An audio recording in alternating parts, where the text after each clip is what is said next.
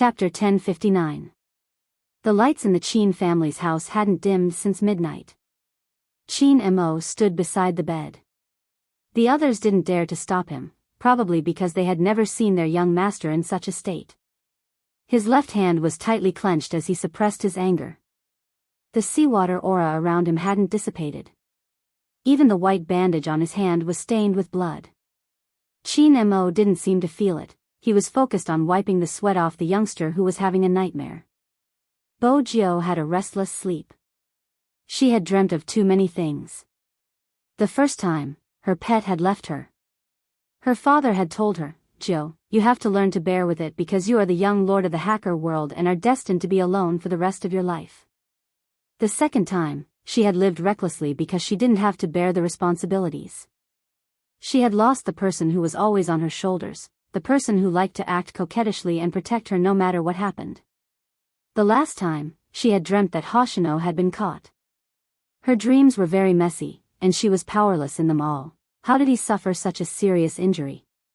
Madame Zhang asked the doctor softly with a bowl of porridge in her hands, her heart aching for him. The doctor shook his head and walked out. Young Master probably didn't want anyone to know about young Master Jiao's injury, otherwise, he wouldn't have brought him home. "Madame Zhang, you don't have to ask about the reason, just take care of him. Now that young Master Jiao is awake, he should eat something light, it's nothing serious. Young Master's hand, it's time to change the dressing. Young Master Jiao has been changing it for the past 2 days. Now that he isn't awake, young Master." Madame Zhang sighed. "I'll see if I can persuade him at the right time. That's the only way."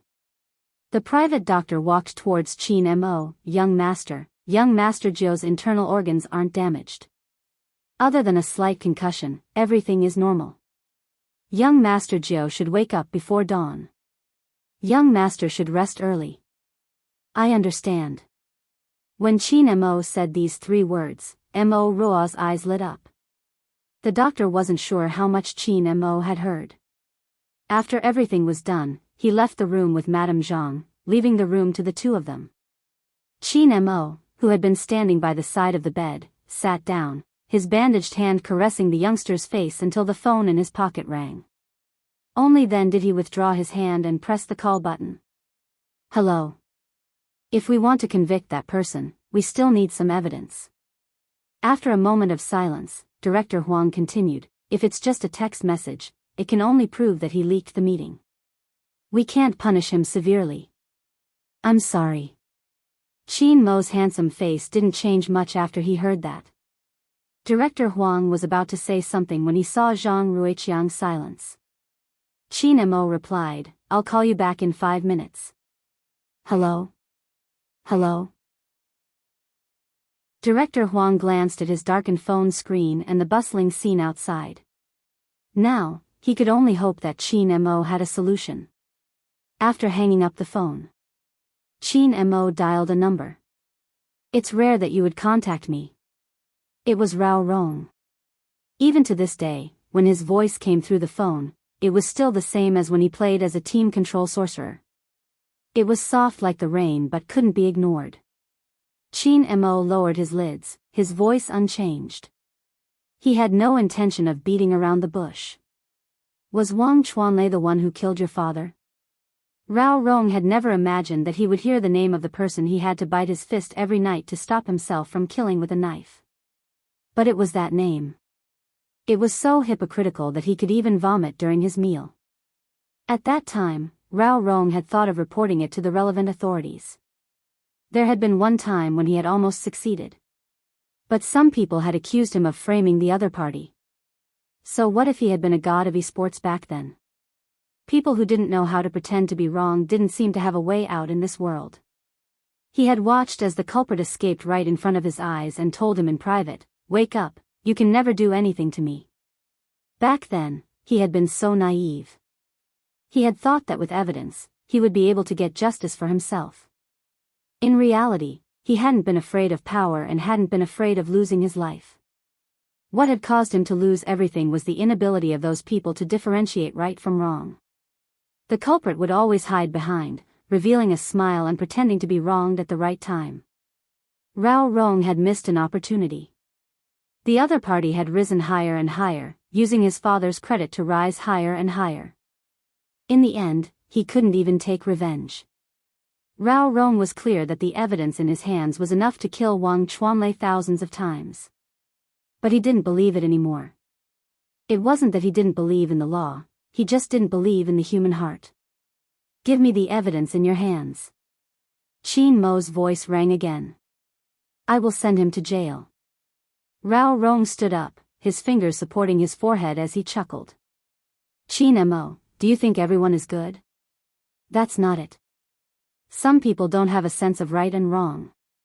You might not be able to succeed, so how can I believe you? I studied psychology. Qin Mo held onto his phone, his emotions calm. I know how selfish humans can be. To punish Wang Chuanlei, we still lack the most critical evidence. This time, it's up to you to decide if you want to let him end his life. Rao Rong paused. After a while, he spoke again. I remember there was a previous case, a legal case. It is still in court and the fans of the perpetrator are still saying that he isn't guilty. Qin Mo's gaze deepened. Those who are my accomplices aren't fit to be called humans and their voices can be ignored. What else are you trying to say? Rao Rong broke into a sudden laugh. I'll give you the evidence. I want to appear in court personally and see Wang Chuanlei go to jail. All right. The two almighties who had once been on par with each other in the esports world were going to join hands.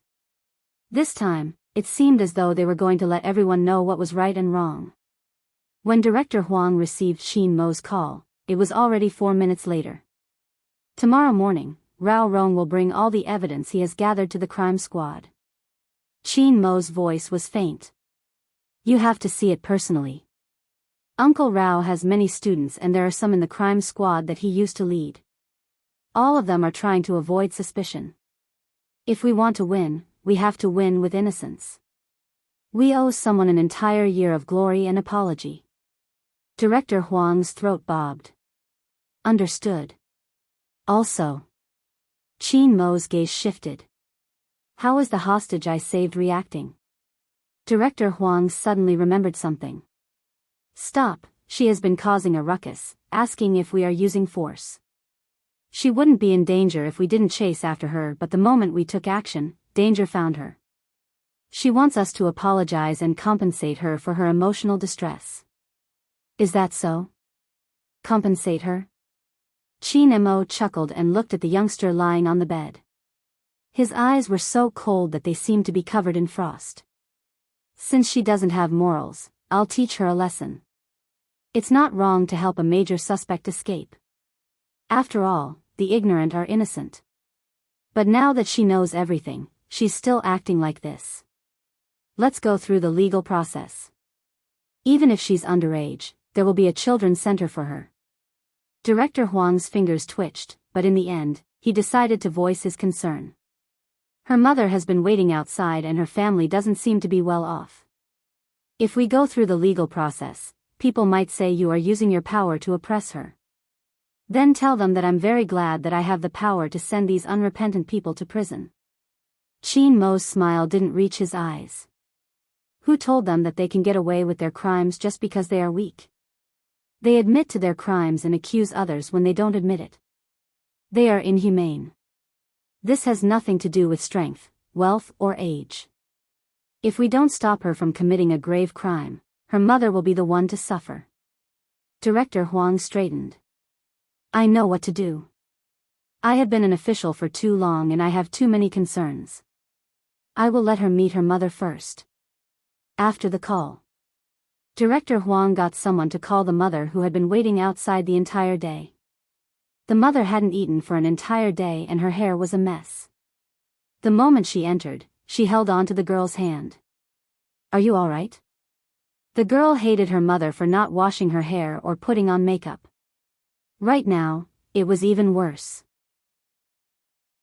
But she still had to cry and complain about how wrong she was. The mother felt terrible and wanted to hug her child. Someone told me just now. You have to bear the consequences of this. Consequences? The girl's expression immediately changed. What consequences do I have to bear? What did I do wrong? Do I have to bear the consequences? The mother looked at her child and was about to speak. I know, they want to use their power to oppress others. The girl was filled with hatred. In the end, you have no money. Don't you know how to dress up before going out? You are being looked down upon. Have you ever thought about me? Director Huang stood behind the mother. Since the incident, the mother had used up all the methods she could think of. She had been sitting outside the entire time. Even those who were involved would feel touched. He hadn't expected the girl to say such words. Did she not see that her mother was tired and haggard? I won't go to the children's detention center. These people keep saying that this person is guilty and that person is guilty. I will help whoever I want. The girl laughed coldly. Aren't they bullying me because I am a weak person? If you want to hide and not retaliate, I dare. The mother shook her eyes. She couldn't say a word.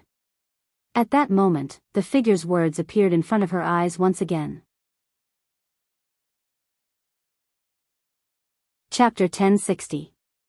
Because there are countless people like your daughter who are accomplices. The last sentence. The mother's heart skipped a beat. She wasn't educated. If it was in the past, she would have thought that it was because she was uneducated that she raised her daughter like this. But before this, she had seen the video. The mother of the perpetrator. That person had the same background as her. Many people said that she was doing this to get money. But in reality, it was all because of her mother. She understood that the corpse had yet to turn cold, and justice had yet to be served. The one who was hurt was her daughter, so how could she sleep? She didn't even dare to believe that her daughter would defend someone who took away the rights of others. It was only now that things were crystal clear. Help whoever you want to help. Don't differentiate between right and wrong. Don't care who you hurt. When had she ever taught her daughter that? The mother didn't understand. Perhaps such a problem would never be solved. That was because the girl was still instigating. Mom, go find them and say that they are bullying the weak. The mother was probably born weak and was used to obeying her daughter. She didn't say a word and just covered her face, tears streaming down her cheeks. Oh right, when you go find them, remember to wash your hair. How many times have I told you to bring a bag outside? Don't let others think that we are poor. If my classmates see it, how can I stay in school? When Director Huang heard this, he couldn't take it anymore. He walked out, his expression never so stern. He looked at the girl with a deep gaze. The girl was caught and was stunned for a moment. Then, she did what she had to do. These words were all recorded. The members of the Key Case Investigation Unit felt like their worldview was going to shatter when they heard this. Were they getting old? What was wrong with kids nowadays? How could they not differentiate between right and wrong? You used your weakness to hurt others and don't know how to repent. You aren't just insulting the victim, you are also insulting your mother. Director Huang took a step forward. Why did I arrest you? I put aside my identity to talk to you. It's simple, because you committed a crime. What's more terrifying is your way of thinking. Is being weak the right thing to do? I don't have money, so I want to rob you. I don't have a boyfriend, but your boyfriend is not bad, so I want to rob you. I'm too weak, but you're famous, so I want to rob you. How can you say that I'm wrong? I'm so weak and kind, so if you say that I'm wrong, you're just using your power to oppress me. Hee, child, the most important thing in life is to have a conscience. Obviously, you don't have one. If you do too many evil things, retribution will come. With that, Director Huang walked out of the room. The girl was still unconvinced, so she took it out on her mother. Her words became more and more unpleasant. The mother stood there with a blank look on her face. Many people threw away their headphones, unable to continue listening. Director Huang arranged for the mother and daughter to meet to make the mother feel better. Now it seemed that, what a person is like. It has nothing to do with family, or upbringing, or wealth. It was related to the heart. If it was completely black, there was no way to save it. Send her to the children's center. Director Huang had never been so determined. At this moment, the door of the crime squad opened as well. Someone came to visit. His surname was Bai and he was a well-known lawyer hired by Bojo.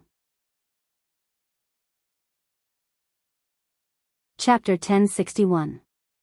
Lawyer Bai's voice was neither fast nor slow. Director Huang coughed. The crime squad's funds are still needed to arrest people. What he meant was that he didn't have the funds to hire an expensive lawyer like Lawyer Bai to represent them. Director Huang, it seems like you've misunderstood me. Even though I value money as much as my life, I'm more than willing to take on such lawsuits for free because... Mr. Bai smiled. I like to beat dogs. Director Huang, you don't have to do it, you've already won with your eloquence. The night sky darkened.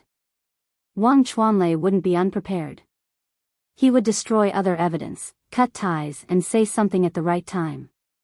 This was something everyone in the industry knew. But he was being watched, he wouldn't do anything personally. But at this stage, anyone who was related to him would want to protect him. Fighting for time was the key to winning the case. Once the truth of the case was revealed, the smaller cases involved would be determined as well. They had probably waited too long for this day. The crime squad members hid in the office, eating instant noodles as they searched for evidence. Every time they found something, they would reveal a delighted smile. Then they would take a huge mouthful of noodles. There was nothing more satisfying than that. They had chosen this profession. It was probably for this moment. To send the culprit to jail. Because only by punishing the culprit and restoring the truth could the survivors have hope. In reality, both Rao Rong and the old mother hugging her daughter's corpse. One of them had lost his father while the other had to send off his daughter. Both of them were hanging on by a thread of qi. They couldn't be defeated. They had to persevere. They couldn't allow the culprit to be punished. They couldn't be defeated. The old mother still had someone by her side. But Rao Rong had been relying on himself for the past year. Some people said that they couldn't see the shadow of the youth who had hugged his teammate with one arm, the radiant smile on his face anymore. Indeed, they couldn't see it anymore. All that was left of him was a pool of blood. The blood feud couldn't be appeased if it wasn't avenged. They had probably waited too long for this day. The crime squad members stretched lazily and walked out of the station, planning to calm down for a smoke. Rao Rong was standing outside, wearing a black coat that seemed to have been worn for a long time. Those who knew it looked familiar when they saw it. When they thought about it carefully, they remembered that the person who had led them liked to wear this coat to carry out missions.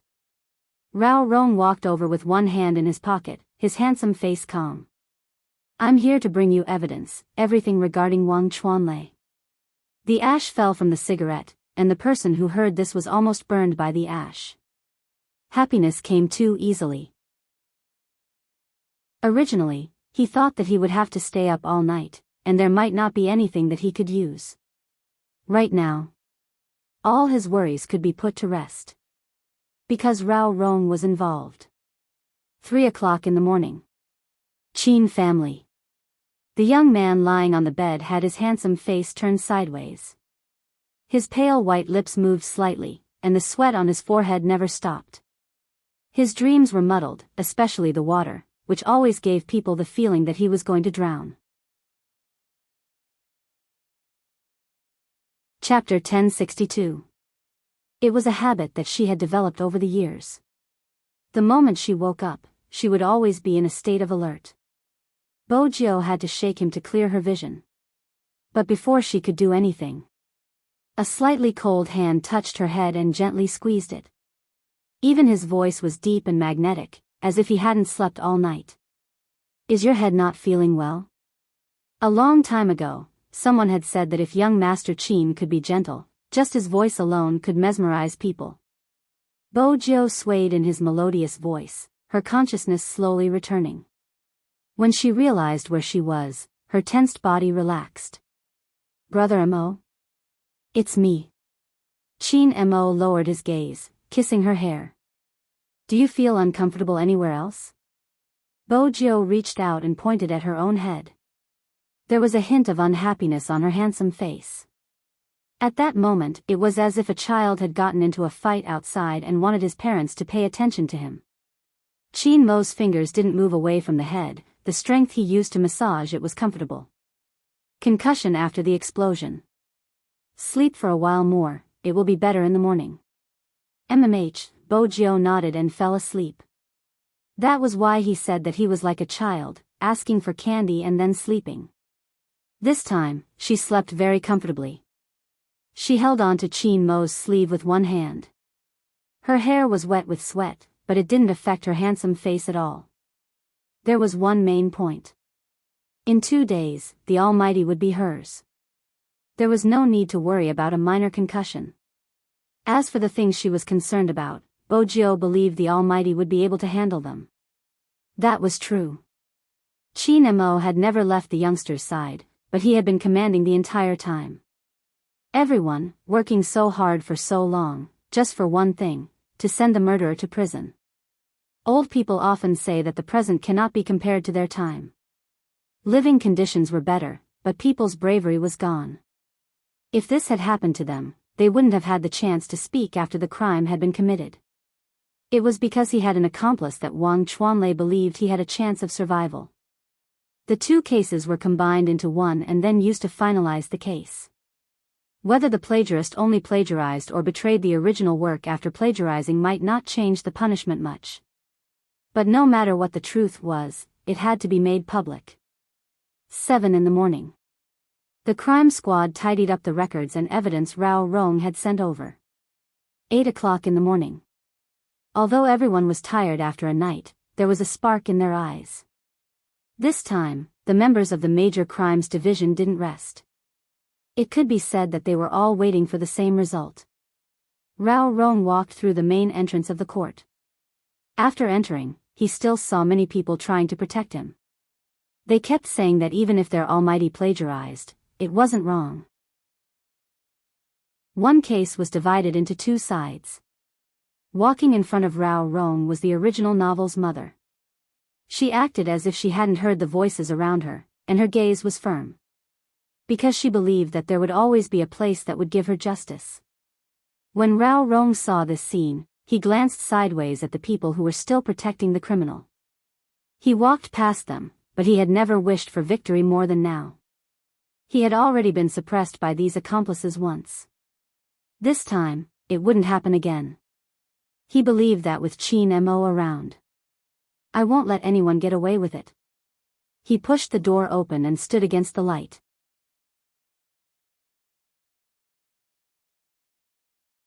Chapter 1063.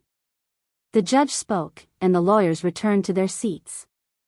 The people sitting below were all observers. Rao Rong stood there nonchalantly. But sometimes, even during the trial, the criminal might not admit to the crime. For example, Wang Chuanlei, before the trial, he would think of a way to escape. Everyone involved in the case knew what was going on. Wang Chuanlei probably thought he could do it again based on his past experience. His lawyer had also prepared a lot of materials, but these materials were basically useless. After the trial, the lawyer avoided the main point when he was asked about the reply to the text. At most, it can only be said to be a leak. Without confirming the other party's identity, the crime can't be established. Besides, I doubt the other party's evidence collection is legitimate. Director Huang had expected such a defense. Over the years, there were too many people who were used to quibbling. The judge discussed with the people beside him before replying, the crime squad doesn't have any other evidence. Yes. Rao Rong walked over, his gaze landing on Wang Chuanlei. A year ago, Wang Chuanlei won the honor of killing someone and used this honor to rise through the ranks. I can provide all the evidence. Ever since he had seen Rao Rong, Wang Chuanlei's expression had changed. He had indeed wanted to be wary of Rao Rong, but in his heart, he didn't think Rao Rong would amount to anything. Even if Rao Rong had something, it wouldn't be a threat to him. After all, he hadn't had the chance to show the evidence back then. Some people were still protecting him and they didn't believe in the evidence. Wang Chuanlei didn't know that it was because of his lowly life. Rao Rong was no longer the hot-blooded youngster who believed in everyone. Now, he had stepped forward, all for the sake of getting justice back. This time, no one would be able to stop him.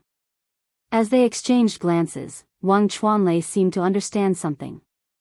The hatred in Rao Rong's eyes made him lose his composure. The judge ordered for the evidence to be presented.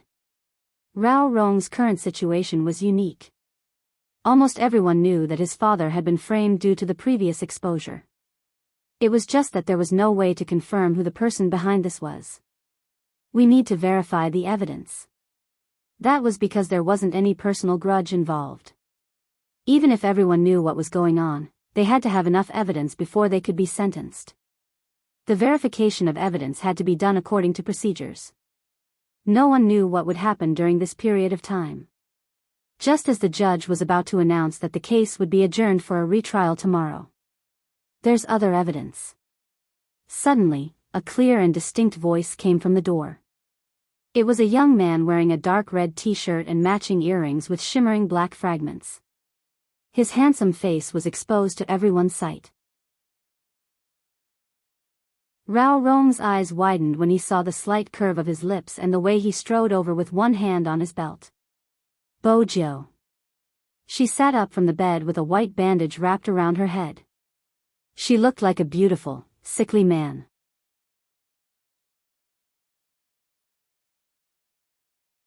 Chapter 1064. It was just 5 words. Wang Chuanlei almost lost his footing. Everything else was fine. Other than Rao Rongqing, who else could prove that he hadn't killed anyone? When checking the evidence, he could take this time to clean up the loose ends. But drug trafficking. Everyone knew what this meant. Director Huang was undoubtedly the most excited among them. He turned around and looked at the tall man on his left. I have to say, even though you two are quite annoying, you're still so useful at the crucial moment. Qin Mo didn't speak, just glancing at him. On the other hand, Lawyer Bai pushed his spectacles up and walked down the stairs. He probably knew that the high school student who hired him would appear. However, he didn't expect it to be like this. His head was broken. Bo Jiu noticed Lawyer Bai's gaze. How should she put it? There wasn't anything wrong with her head, she just had a slight concussion. She wanted to come out, but the Almighty was worried and personally wrapped a white bandage around her. At that time, the Almighty looked at her as if he was looking at a naughty child and even told her to sit still. What else could she say? As a domineering CEO, she had to give in to her little secretary, even if she had to go out to work. But she also protested, it's just a concussion, there's no need to make it so eye-catching, right? Didn't the novels you read tell you that sometimes a concussion can cause amnesia? If the Almighty didn't have a sharp tongue, he wouldn't be the Almighty. The fact that he liked to dig up her dark history probably couldn't be changed. Now that she thought about it, she wanted to reply, you're the one who lost your memory, not me. Lawyer Bai followed the young man's gaze and roughly understood what was going on. His lips curled into a smile as he walked towards the judge. Since the beginning, the other party has been denying the evidence we have provided, but he has never said why he leaked the secret. Having such a loophole in a confidential meeting is itself a dereliction of duty. Moreover, more and more evidence shows that he not only leaked the secret, but also committed murder and drug trafficking. We will file a lawsuit. Please sentence him to death in accordance with the law. When the word death sentence came out of Lawyer Bai's mouth, Wang Chuanlei's legs gave way, and his face turned extremely pale. More importantly, every piece of evidence presented by the USB drive pointed to the truth. Wang Chuanlei couldn't escape. Rao Rong's tightly clenched fists finally loosened after the judge's verdict. But at this moment. However, the other party's lawyer retorted and pointed out a point. Regardless of whether your father is a hero or not, no matter how wronged he is, you've joined a criminal organization. Even if you haven't committed any atrocities, Rao Rong should still be imprisoned. Hearing this, Bo Jiu tightened her grip. Lawyer Bai wanted to say something. Rao Rong removed his jacket, stretching his arms out. He was wearing a white shirt, his back straight. He did not say a word. However, she had tacitly agreed to the suggestion of sending him to prison. Director Huang wanted to step forward. Qin Mo reached out to block him. Rao Rong lifted his lids, glancing at the handcuffs on his wrists. Suddenly, he broke into a smile, clean and gentle, just like the youngster who had led a strong esports team, waved the mouse and won the honor. I don't regret it. When I come out again, Qin Mo, I will be as innocent as you. He had chosen this method to avenge his father's death.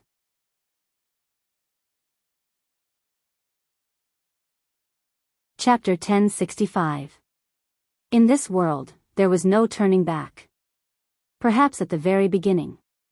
If the people who had protected Wang Chuanlei had been able to distinguish right from wrong, they wouldn't have forced Rao Rong to choose such a method of farewell. But there was no maybe. It's all over, he thought. He could finally have a good sleep. Let go of the hatred and sleep. They brushed past each other. Rao Rong paused beside the youngster's feet, speaking in a voice only the two of them could hear. Thank you, Z. It wasn't Spade Z. It was Z. The intelligent Bo Jiu quickly realized that he had found out about her identity. After all, it was possible that the mission Fan Jia had given Rao Rong was to infiltrate the esports industry and target her. Rao Rong must have noticed something during their interaction. Bo Jiu didn't reply, she didn't admit or deny it. Rao Rong smiled. There's another case. Let me know the outcome once it's over. Perhaps, only those who had experienced it would understand empathy. Rao Rong paid attention to that case. It was because he knew that there was a group of people who couldn't tell right from wrong that were protecting a criminal. He knew that someone would become the second him. He knew very well what it was like to feel that way. The evidence was in his hands, but there was no way to sue heaven. He was young and could handle it. How could that mother endure such heart-wrenching pain? Bo Jiu glanced up. Just as he was about to disappear, she said, "Don't worry." Okay, clang. The metal door slammed shut. They glanced at each other. Without hesitation, they walked to the next door. Lawyer Bai was with them so they could speak. This case was difficult because the system wasn't perfect. Fortunately, there was enough evidence. But even so, the opposing party's lawyer still asked a very shameless question on the spot, before saying that someone else stole it. Can the original author guarantee that he didn't steal it? After all, there are many works of the same genre. It's not valid to say that the author plagiarized the work. That's right, it doesn't make sense. So what if my almighty plagiarized it? It's better than the original author. I like his writing. You sure are troublesome. You just won't let go of almighty Wu Men. You're bullying my almighty. Probably for money. When the judge heard this, he frowned and looked at the mother. The lawyer took advantage of these voices. Also, my client wasn't as popular as the other party in the beginning. Is the other party trying to use his popularity to bully my client? Bo Jiu knew that no matter how uncultured her mother was, she could still understand what others were saying and understood the situation. When she looked up, her eyes met the man's lips, which were about to break. Bo Jiu stuffed a hand into her pocket. Suddenly, she picked up the mop beside her and swung it towards the handle of the row of seats. The girls who were still talking froze. Bo Jiu waved her left hand and knocked on it. There wasn't a hint of a smile in her eyes. Continue, I'm listening. Director Huang had tagged along. When he saw this scene, he shot Qin Mo a look. It seemed to be saying, don't go too far with the person you're in charge of. This is a court. What if someone catches you? But reality proved that Bo Jiu had a sense of propriety, her voice rising once more. Lawyer Bai, explain to them in detail what plagiarism is.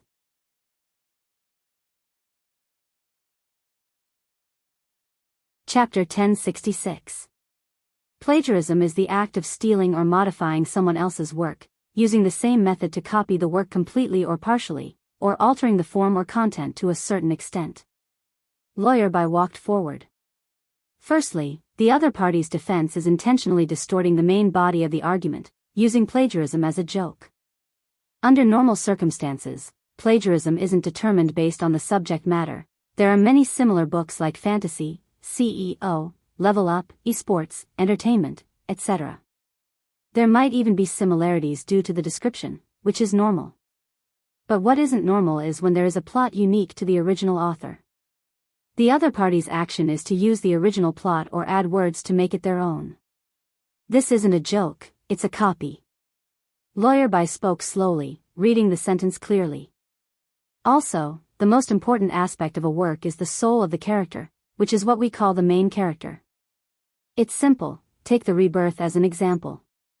There isn't anything wrong with writing about a high school student, but our main character wears earrings, skateboards, likes to climb walls, and gets beaten up for being a gay.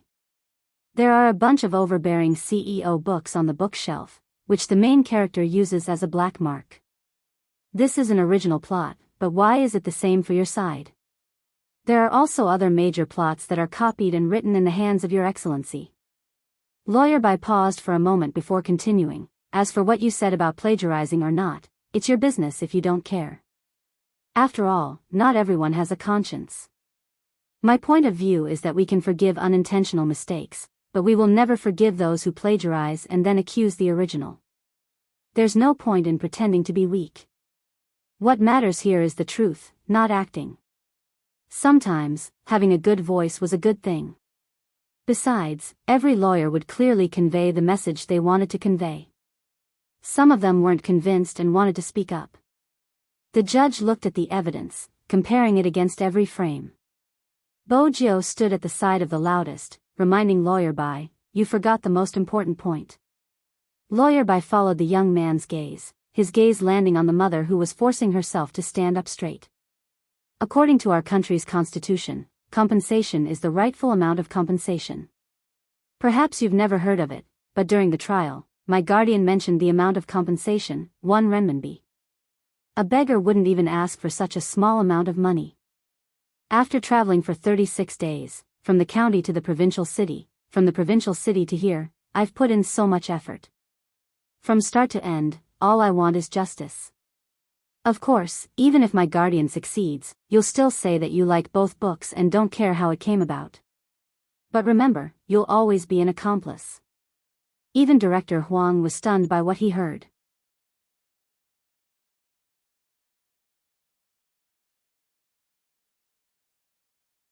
Chapter 1067. These 5 minutes weren't peaceful at all. It wasn't easy to get a fair treatment for such a case in China.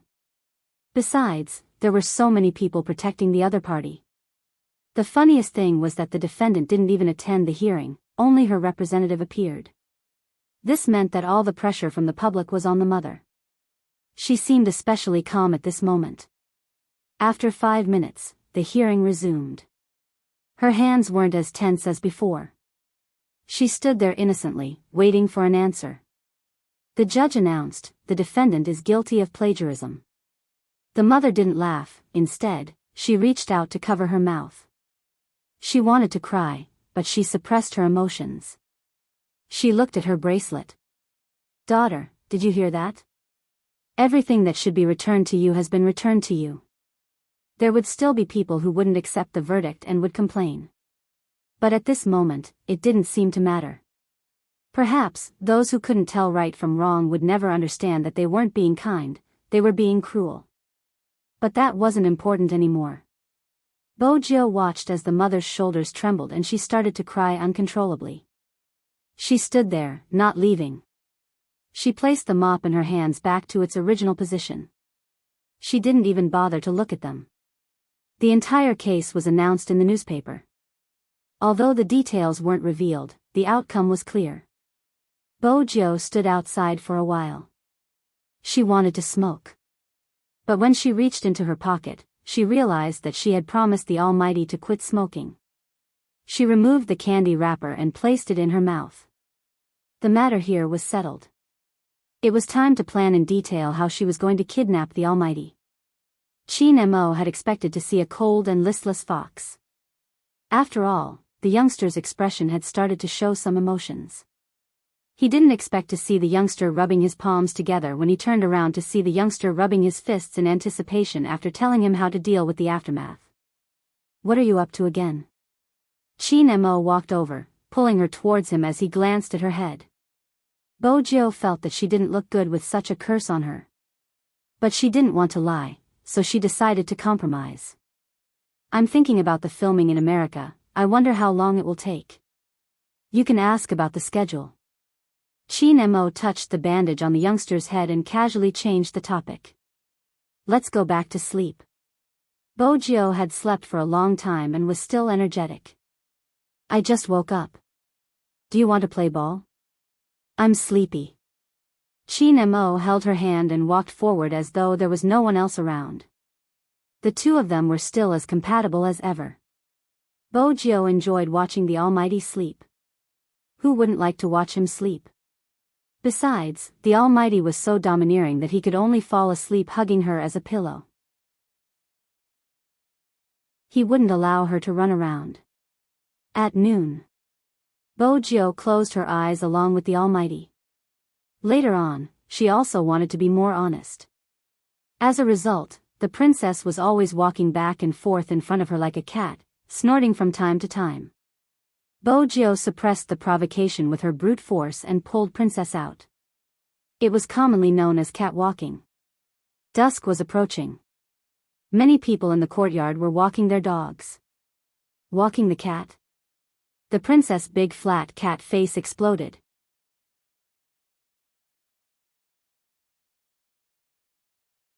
Chapter 1068. Bojo was slightly surprised when she received Lin Feng's call. "Senior, what's wrong?" "There's something that I need to discuss with you." For some reason, Lin Feng's tone sounded very different from other times. Bojo's fingers stilled.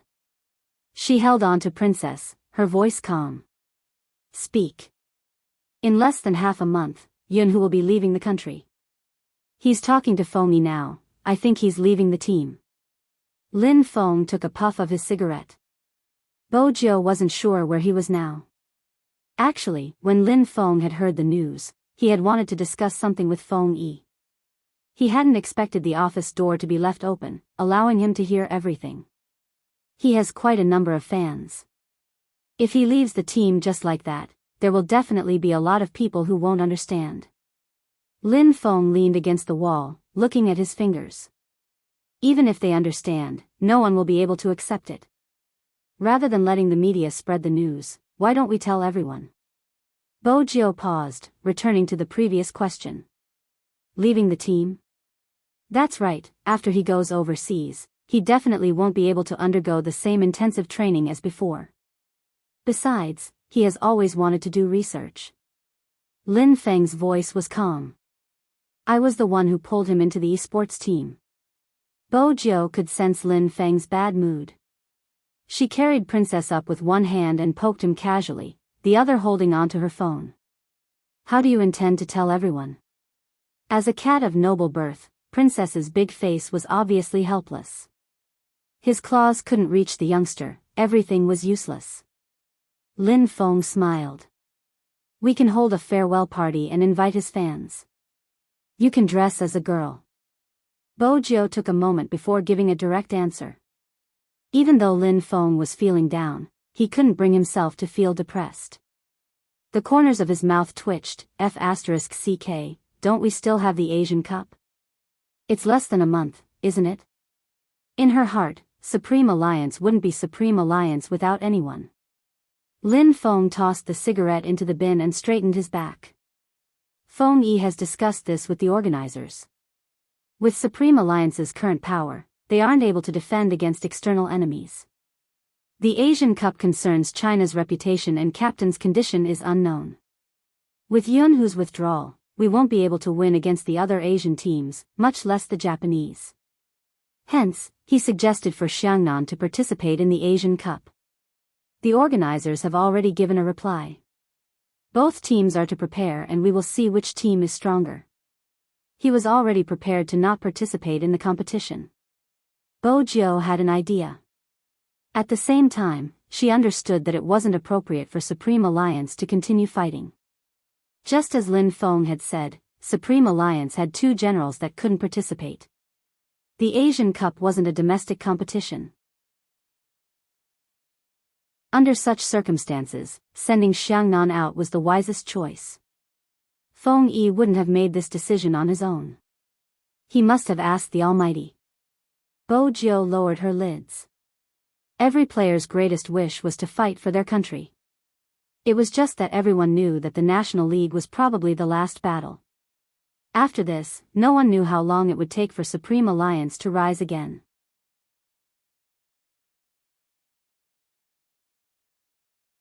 Chapter 1069. Yes, even if he had to leave openly. Rather than letting others speculate about him in the future, it would be better to bid farewell to everyone. I still have 3 days left. 3 days later, Brother Amo and I will head overseas to treat his hand. Bojo had always been a person of action. Let's think about how to organize the farewell party. Lin Feng blew his hair. That's simple, we can perform something. Piano? Bojo suggested. Lin Feng arched a brow. Little Spade, let's do something normal. Piano isn't normal. Bojo couldn't understand Senior Lin Feng's thoughts. Lin Feng replied, the venue will be cold, don't forget, there will be fans. Oh right, how do we contact the fans? Bojo asked. At this point, Lin Feng had an idea that he hadn't realized. Why don't we look for a fan meeting? Your official fan club president and my fan club president will be together. Then, we'll ask Captain and Yunhu out. It would be better to discuss with them during this farewell meeting. Indeed. They had to be mentally prepared to leave the team. Lin Feng, on the other hand, wasn't naive. After you hang up, use your Weibo to contact your people. My Weibo is fake. Bojo pulled Princess back. Lin Feng spoke in a Beijing accent. You don't have to worry about that. Other fans might mistake you for someone else, but your official fan club leader wouldn't mistake you for someone else. When are you free today? Find a chance to meet her. We're only inviting local fans this time, so there won't be a lot of them. As for the program, aren't you the school hunk? Bojo replied faintly. Even if you want to sing, we have to sing together. Me? You want me to sing? Lin Feng wasn't bothered. If you have the courage to listen, I have the courage to sing. Bojo was still inexperienced and didn't understand that some people were so good at singing that they couldn't be taught. When she realized the problem, it was already too late. The more Lin Feng spoke, the more excited he became. Speaking of which, this is my first time meeting someone. As someone with experience, Bojo replied calmly, it's nothing, Brother Amo and I only got to know each other after we met. How can I be compared to you? I have the burden of being an idol. I'll go and contact someone first. Come out at 5:00. Is there a problem? Lin Feng put away his bad mood. Bojo thought for a moment. She glanced up and scanned the walls of the Qin family's house. It wasn't easy for her to climb in, but no one would care if she climbed out. Sure. That's settled then. Where shall we meet? He had to tell them the location of the meeting, 5 p.m. Bojo took a moment. Huda, you don't have to queue at that time. The atmosphere wouldn't be awkward if they talked while eating. In some ways, she was really witty. But there was one thing. Contacting fans on Weibo had to be low-key. According to Lin Feng's intentions, he didn't want everyone to know first. With that in mind, she decided to walk the cat for another round and use this time to contact someone. Princess's heart was really tired. With a big round face, she was resolutely staring at a Samoyed. Meow, why are they all taller than me?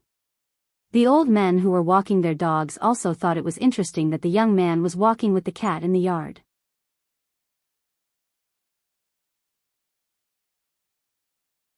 Chapter 1070. At this moment, Bojo noticed the gazes of the old men. She decided to keep a low profile. She carried Princess and sat on the steps. "Brother, let's discuss something." "Who's your brother? Aren't you embarrassed to call me brother? Where's your bottom line?" "Meow. I can't accept it." Princess raised his big face and paced back and forth. He felt that walking in circles wasn't bad. All the tall men left in fear when they saw him.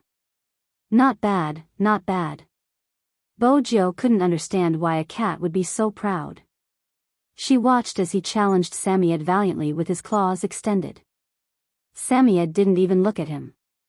He ignored him and lowered his head to sniff the bushes. Helpless, the princess even turned her head around and raised her face high. She looked as if she had been scared away by this young master.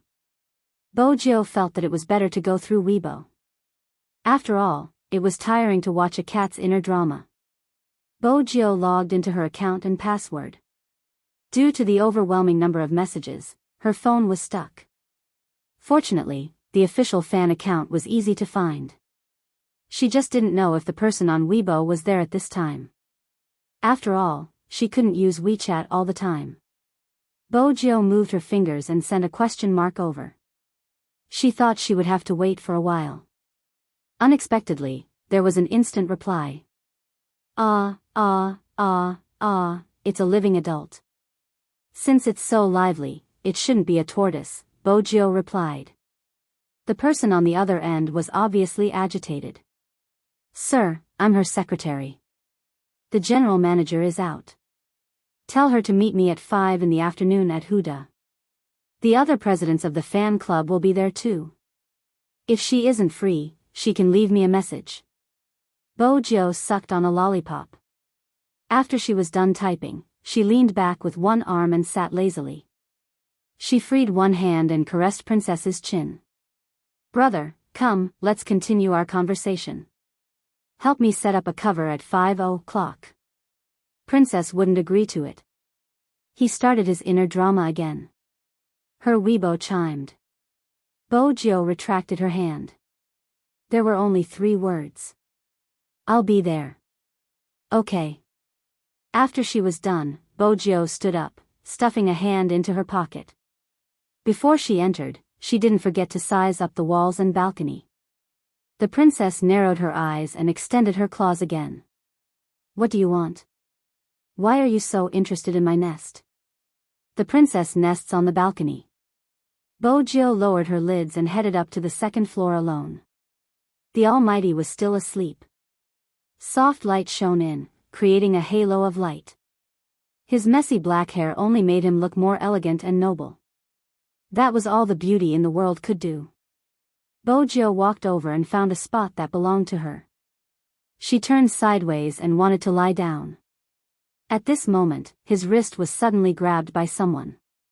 Even his head was pressed against his chest, filled with the scent of peppermint and sandalwood. "I heard from the guys in the military that you're a good cat walker." Bojo's gaze shifted, landing on the blinking phone screen. "I didn't expect Brother Mo to have such a wide circle of friends. We're from the same compound, it's only natural that we know each other." Chin Mo didn't open his eyes. He was probably still sleepy. But at this moment, his voice was hoarse and deep. "He told me that your little friend is very interesting. He's walking the cat behind us. He's an old general."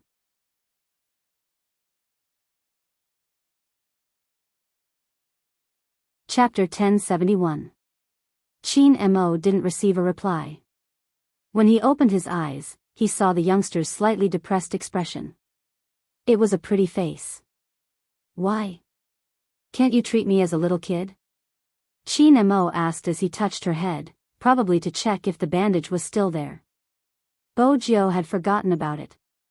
She would have to remove the bandage before heading out. "It's sad to be treated as a kid even though you're already an adult. I thought the main point of my sentence was my home." With that, he closed his eyes. "Sleep for a while more." "My home?" Bojo suppressed the urge to kiss him. She listened to the Almighty's heartbeat and replied, "Sleep." Chin Mo really needed to rest. That was why he went back to sleep after that.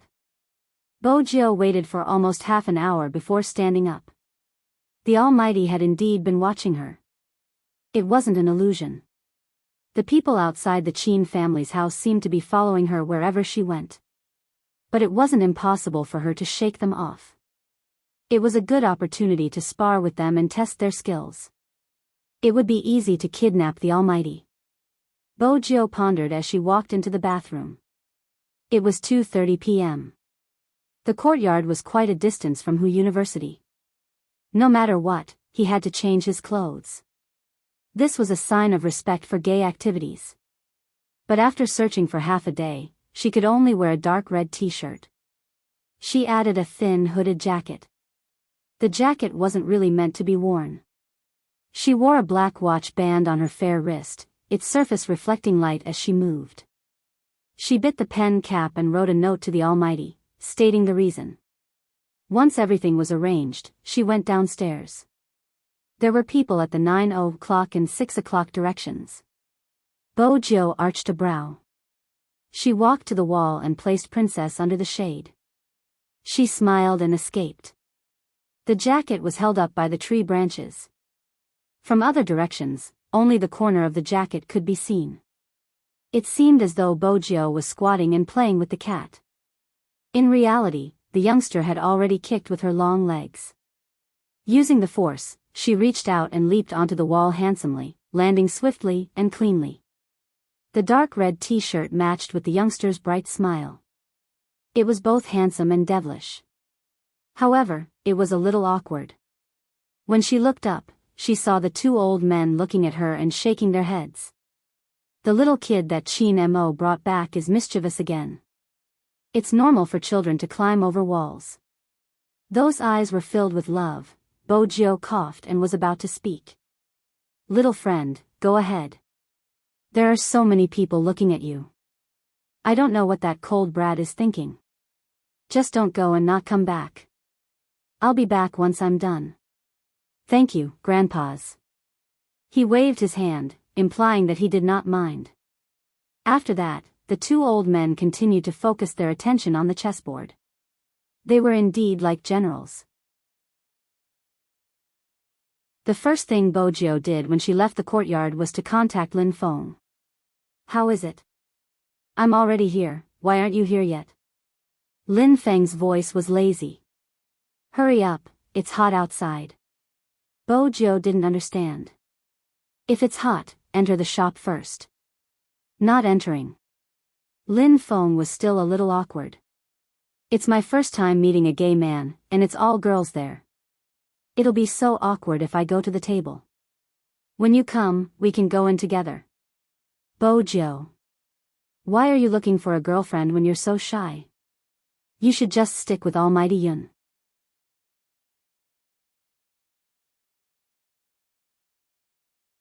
Chapter 1072. Lin Feng, who was walking in and out of Huda, was dressed to the nines. He was wearing a mask and a hat, and the only thing that could be seen was his eyes. Those who didn't know better would think that he was using a secret signal to communicate with others. But he had to. Supreme Alliance was at its peak right now. Popular players like Bojo, Lin Feng, and Yun who were easily recognized when they went out. But when he saw Bojo, Lin Feng felt depressed.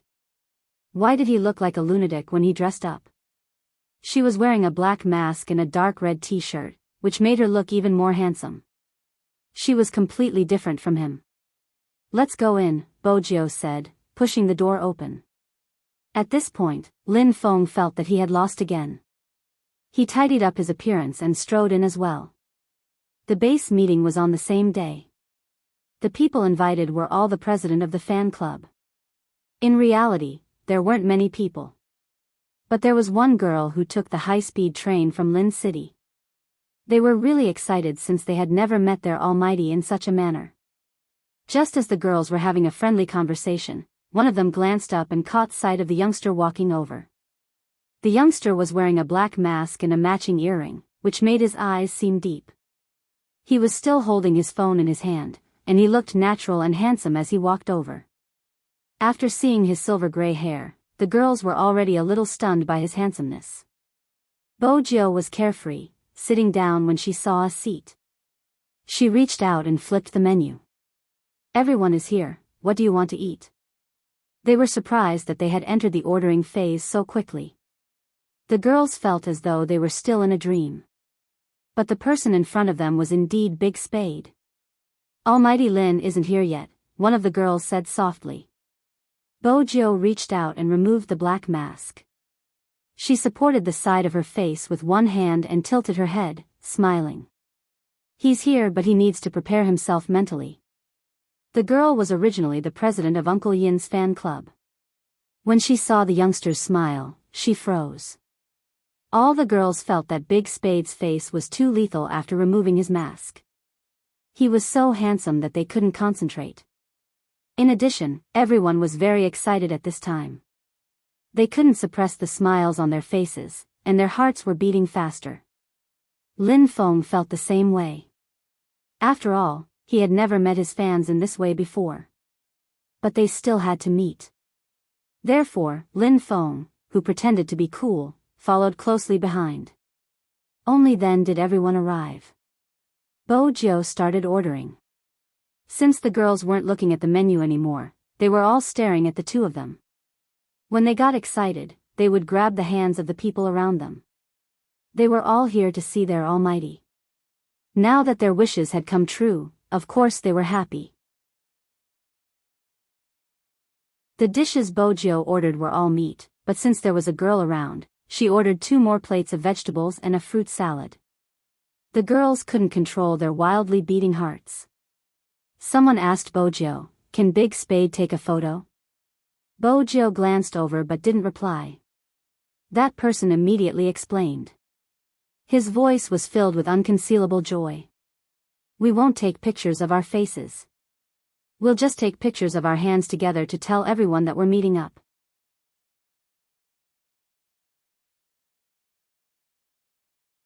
Chapter 1073. Sure. Lin Feng placed his hand on her shoulder. He was rather forthright now. Bojo didn't object, smiling faintly as she nodded.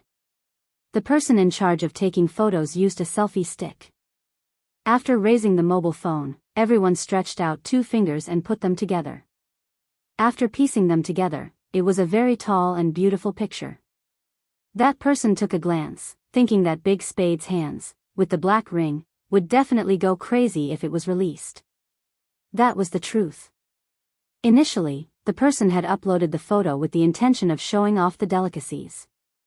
Who would have known that every fan club president would have such a change? After adding one, the photo went viral immediately. "Gay meetup? Who is it? I heard it's with Big Spade and Almighty Lin. It's a pity I'm not from here, it's too far." "Ah, gay meetup?" There were some who reacted slowly. After seeing the photo, they started to search for clues. Big Spade and Almighty Lin are among them? Look at the hands, don't you think 2 of the fingers are too outstanding? It was indeed outstanding, the black ring was eye-catching. If this isn't my Big Spade's hand, I'll swallow my keyboard. Aw, I'm going crazy, I'm so envious of the people who can attend the meetup. I heard from my good friend, they're eating now, they'll be going to KTV later.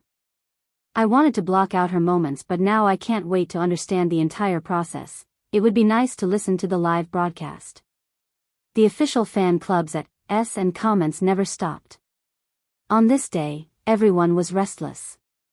The girls who came to attend the meetup were even more excited until Lin Feng mentioned the farewell party. The atmosphere suddenly fell into a stillness. It was as though a party had just ended and everyone was still yearning for more. Then, it was announced that everything had ended and there wouldn't be a next time. Perhaps it was even heavier than that. Because everyone knew in their hearts. Regardless of who was missing, Supreme Alliance would never be the same again. Besides, it was Yunhu who was leaving.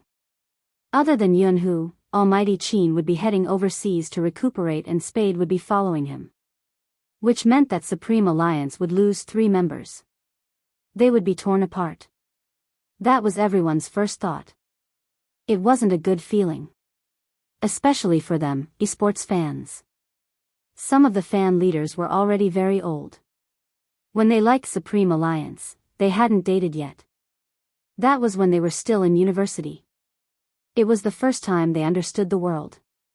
No matter what, as long as you worked hard, you could change the outcome. When they first met Supreme Alliance, it was at its peak.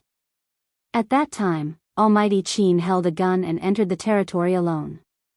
No one dared to get close to him. At that time, Linda and Yunda were still rookies with strong personalities.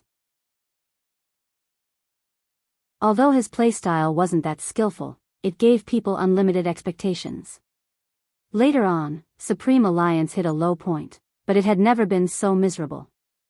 If there was anything that was the most unbearable, that was their helplessness at that time. However, it was still this group of people who had leapt up step by step from the lowest point. They were the true kings who had returned, their sharpness unstoppable. Just when they thought that they could continue to accompany them like this, everything was over. They knew very well that the lifespan of esports players wasn't too long. After all, hand speed and age mattered.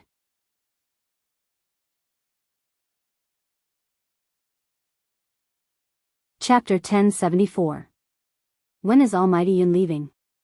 After a long while, someone asked. Lin Feng had expected such an atmosphere, but now that it was like this, he felt even worse. Half a month later. If he doesn't report, it will affect him too. Brother Mo and I will be flying in 3 days. Bo Jio placed the cola in her hand down. I wanted to ask how many locals or nearby people you can gather for the next 2 days so that everyone can come over to play and bid farewell. No one spoke. The lively atmosphere wouldn't come back. The president of the Fengyun fan club tilted her head, her voice hoarse. I'll try my best. The person beside her patted her shoulder. At this moment, everyone felt the same. But at the same time, they understood that if you really liked someone, you should let him live his life according to his wishes. You shouldn't use your liking to make him stay. After the discussion was over, the end of the base meetup was brought forward. Under such circumstances, no one seemed to be in the mood to get high. The one who felt the worst was the president who had followed Yunhu all the way. When she boarded the train, she didn't know why but her throat felt uncomfortable. Actually, everyone knew. This might be the last time they would see their idol. It wasn't in real life. But in the future, there wouldn't be a shadow of that person in every competition. Even Supreme Alliance would gradually disappear from everyone's sight. If you had really liked a person or a group of people, you would understand how it felt. Hence, the painstaking organization sent a message to everyone who was here. They even said that they wanted everyone to come. They couldn't tell them the reason. But they knew that if they didn't come this time, it would be a lifelong regret. After Lin Feng and Bojio sent them to the car, they found a place and lit up a cigarette. F***ck, I felt terrible when I saw her like that. Lin Feng caressed his hair, leaning against the wall, his eyes looking up at the sky. It would be great if I could play games for the rest of my life. But people have to grow up, right? For example, when you were young, you realized that this person was the most suitable person for you. When you come into contact with more outstanding people, you will realize that there is actually someone more suitable for you. Bojio tilted her head and paused. She threw the cigarette into the bin and wore her mask. She stuffed one hand into her pocket. No, it's because of that person. That person has appeared before. No matter how outstanding the people I will meet in the future, they won't be able to compare to him. That's right. She paused for a moment before continuing. What happened between you and Almighty Yun? Lin Feng lowered his eyes and took 2 puffs of his cigarette. He smiled and said, what can happen between us? It's just that my best friend suddenly left the country. I'm not used to it. Bojio wanted to see Lin Feng's expression, but all she could see was his handsome face, which was covered by his hair. She couldn't see anything. However, he vaguely felt that something was different. It was hard to describe.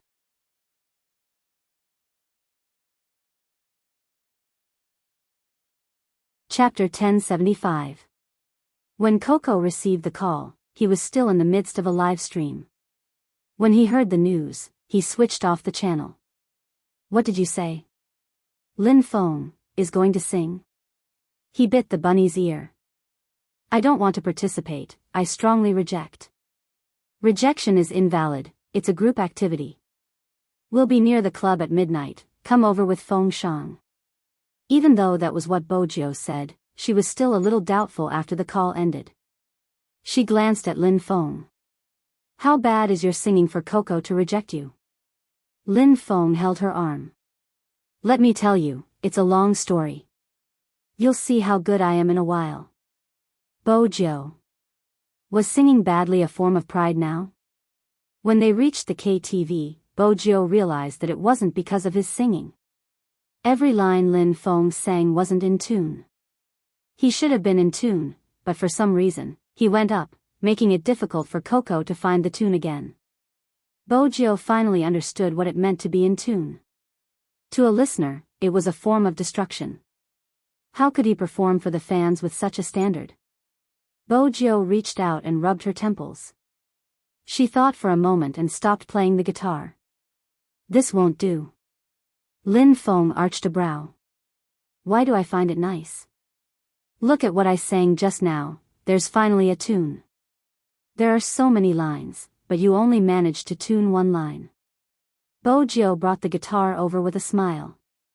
How did you do it? Lin Feng didn't speak.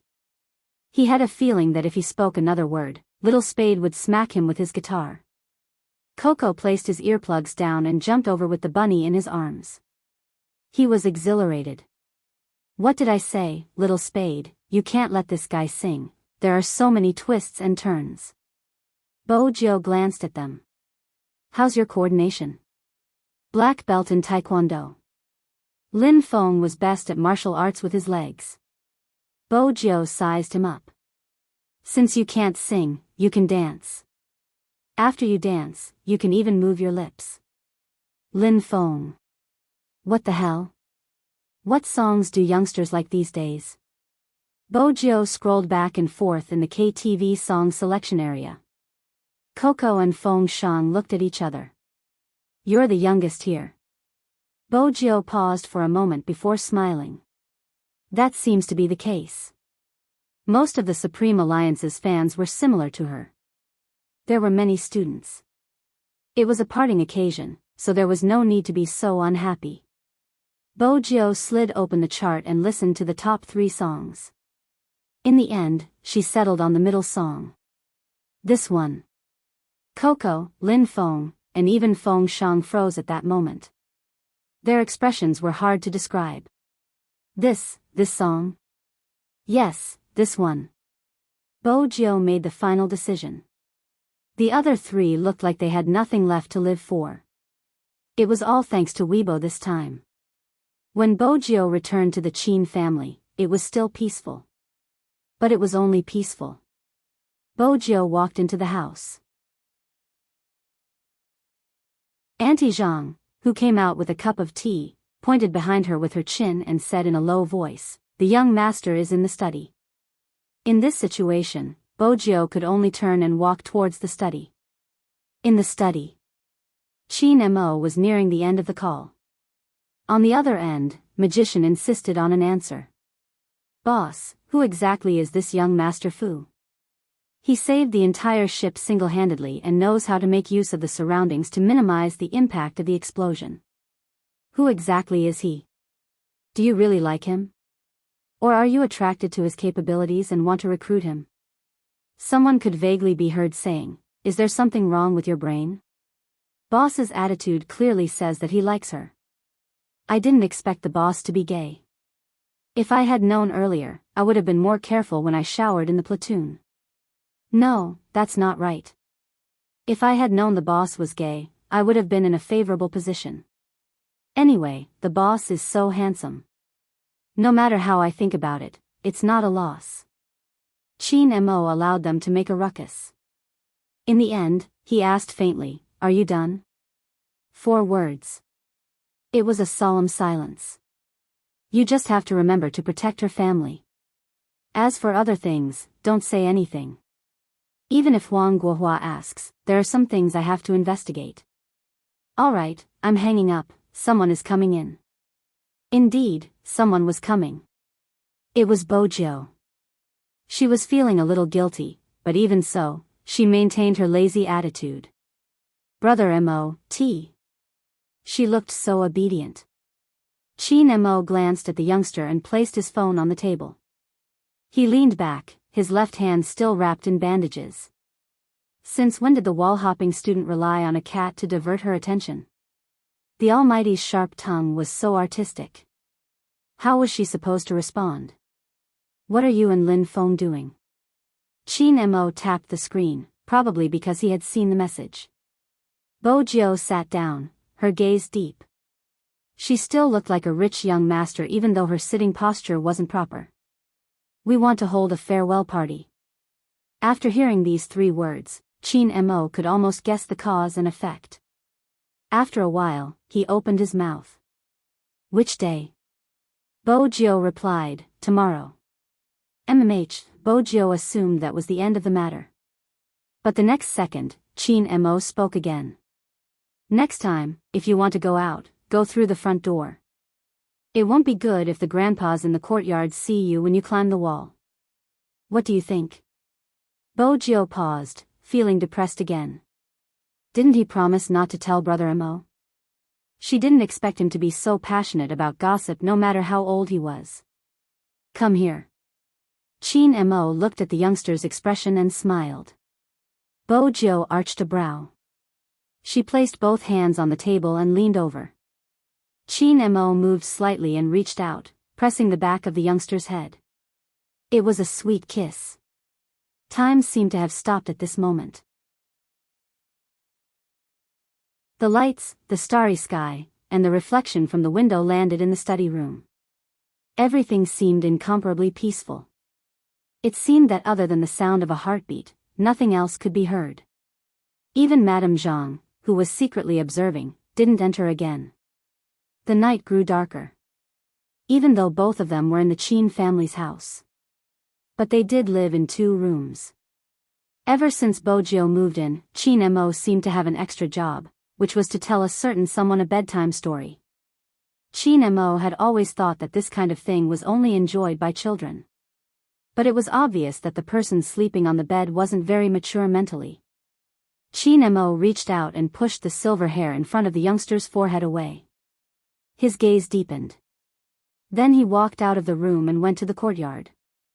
Very soon, a military vehicle drove over from the other side. There was a swoosh. A person came down from the car.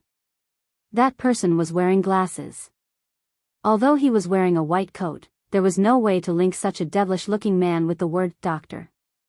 Boss, you asked me to come at this time. It's really strange. People who don't know might think that we have some unspeakable secret. Qin Mo glanced at him. He stuffed one hand into his pocket and stood tall. If you want me to get in the car, leave some space for me. The psychiatrist sized him up. In the end, he couldn't see anything from that noble and handsome face. He sat back and took out a fountain pen and a pile of notes on his lap. Today, just as he was about to speak, Qin Mo interrupted him. That's right, it's very important, so I won't tell you anything about her. You don't have to think of ways to make me fall asleep. After all, this is a little difficult for you. The psychiatrist gritted his teeth and kept the pen. Honestly, he really wanted to resign and coach the new recruits in the army. Why did he have to come to his young master to suffer? Then tell me what you want to tell me. The psychiatrist had already given up. But he didn't completely give up.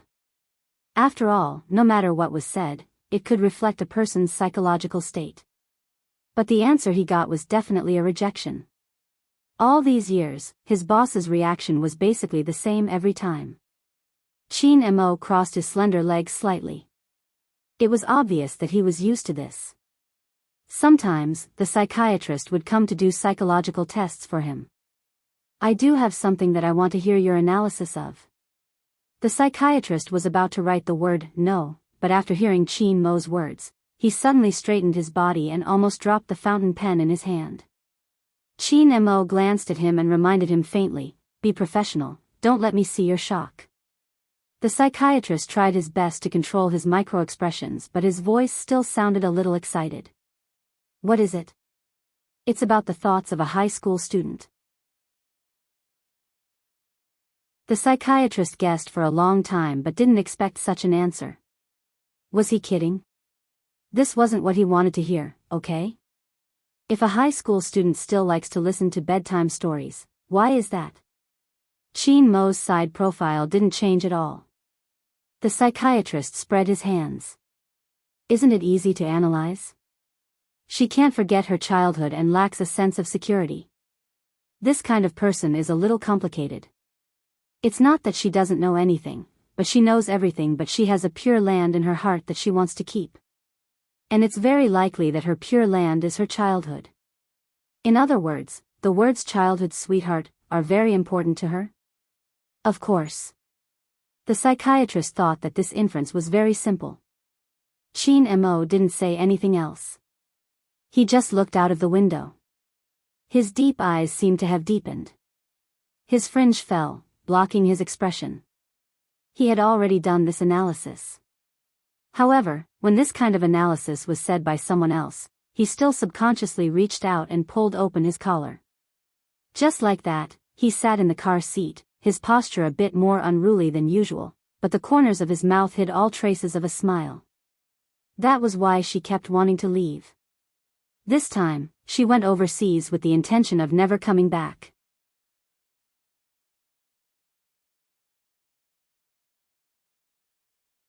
Chapter 1076. There's one more thing. Chin Mo glanced over. The psychiatrist adjusted his white coat and said righteously, "Boss, do I look like someone who specializes in dealing with teenage psychological problems?" "This time, it's me," Chin Mo replied calmly. The psychiatrist lifted his eyes, his interest piqued. "What?" "I don't know why images keep appearing in my head recently." Chin Mo looked at him, his tone slow. "Could it be because I like someone too much, causing me to think of the person when they were young?"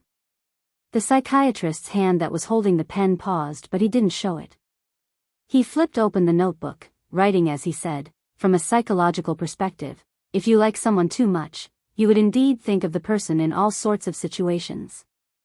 There might even be things that you haven't done, but you would feel as though you have experienced them.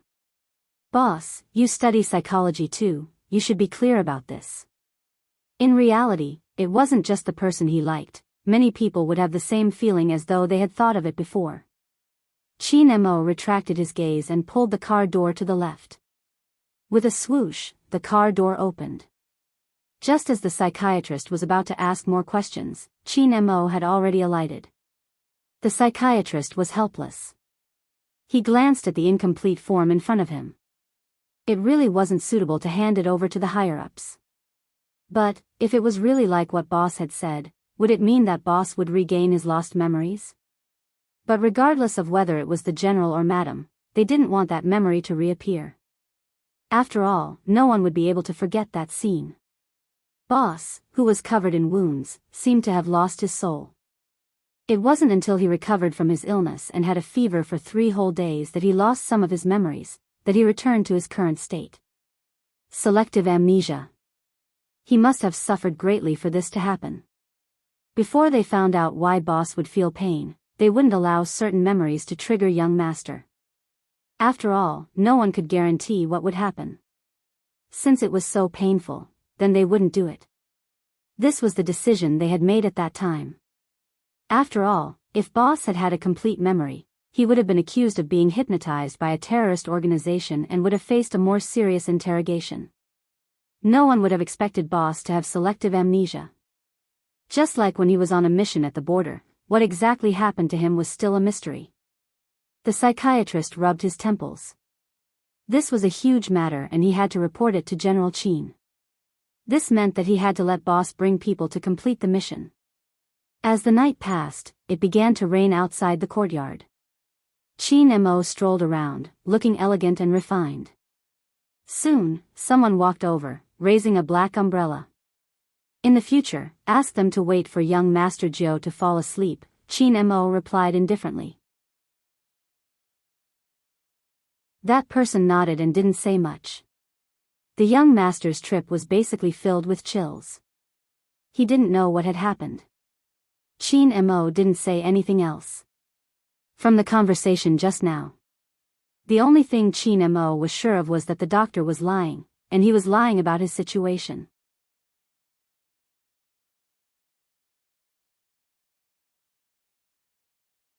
Chapter 1077.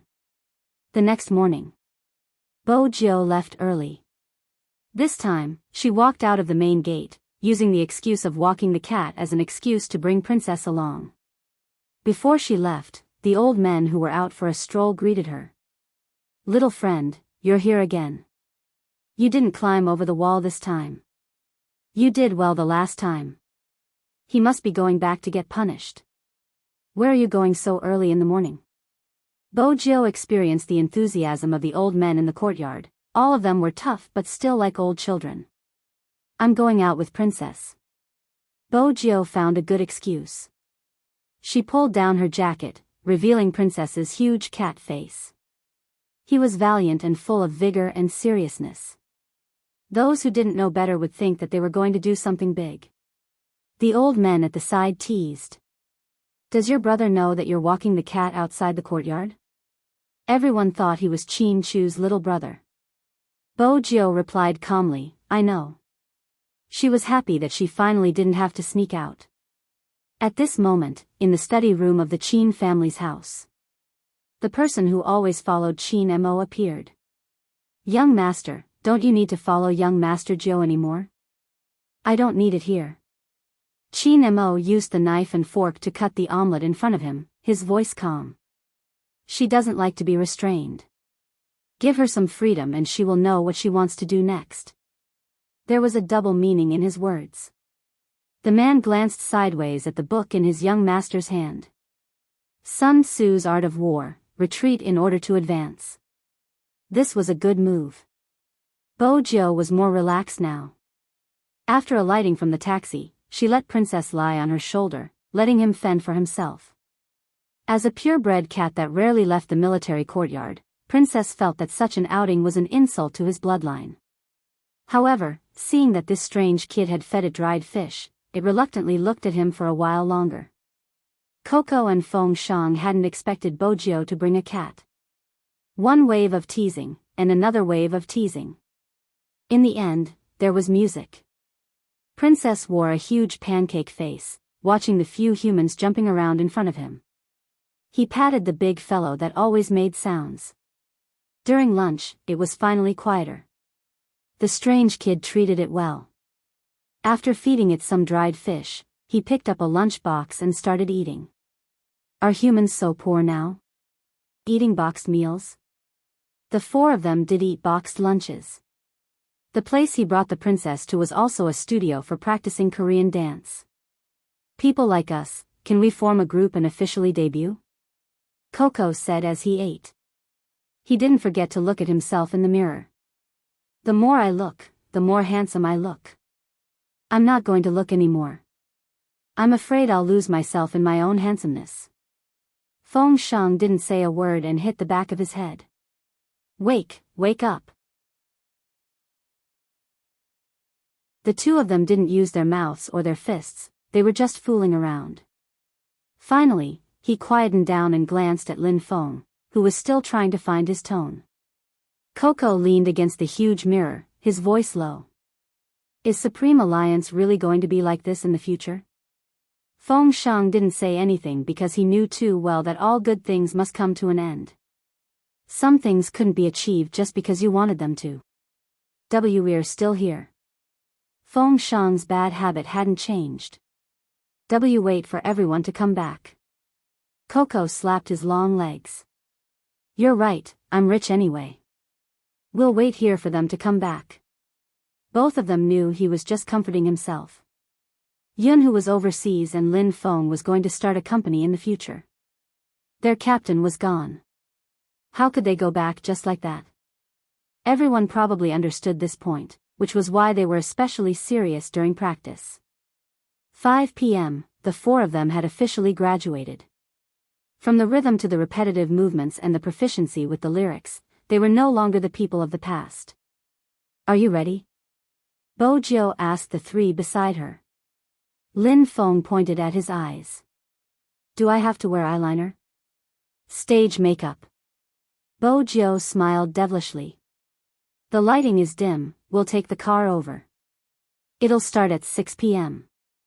Coco tugged at his shirt. Am I too cute? Aren't you the type?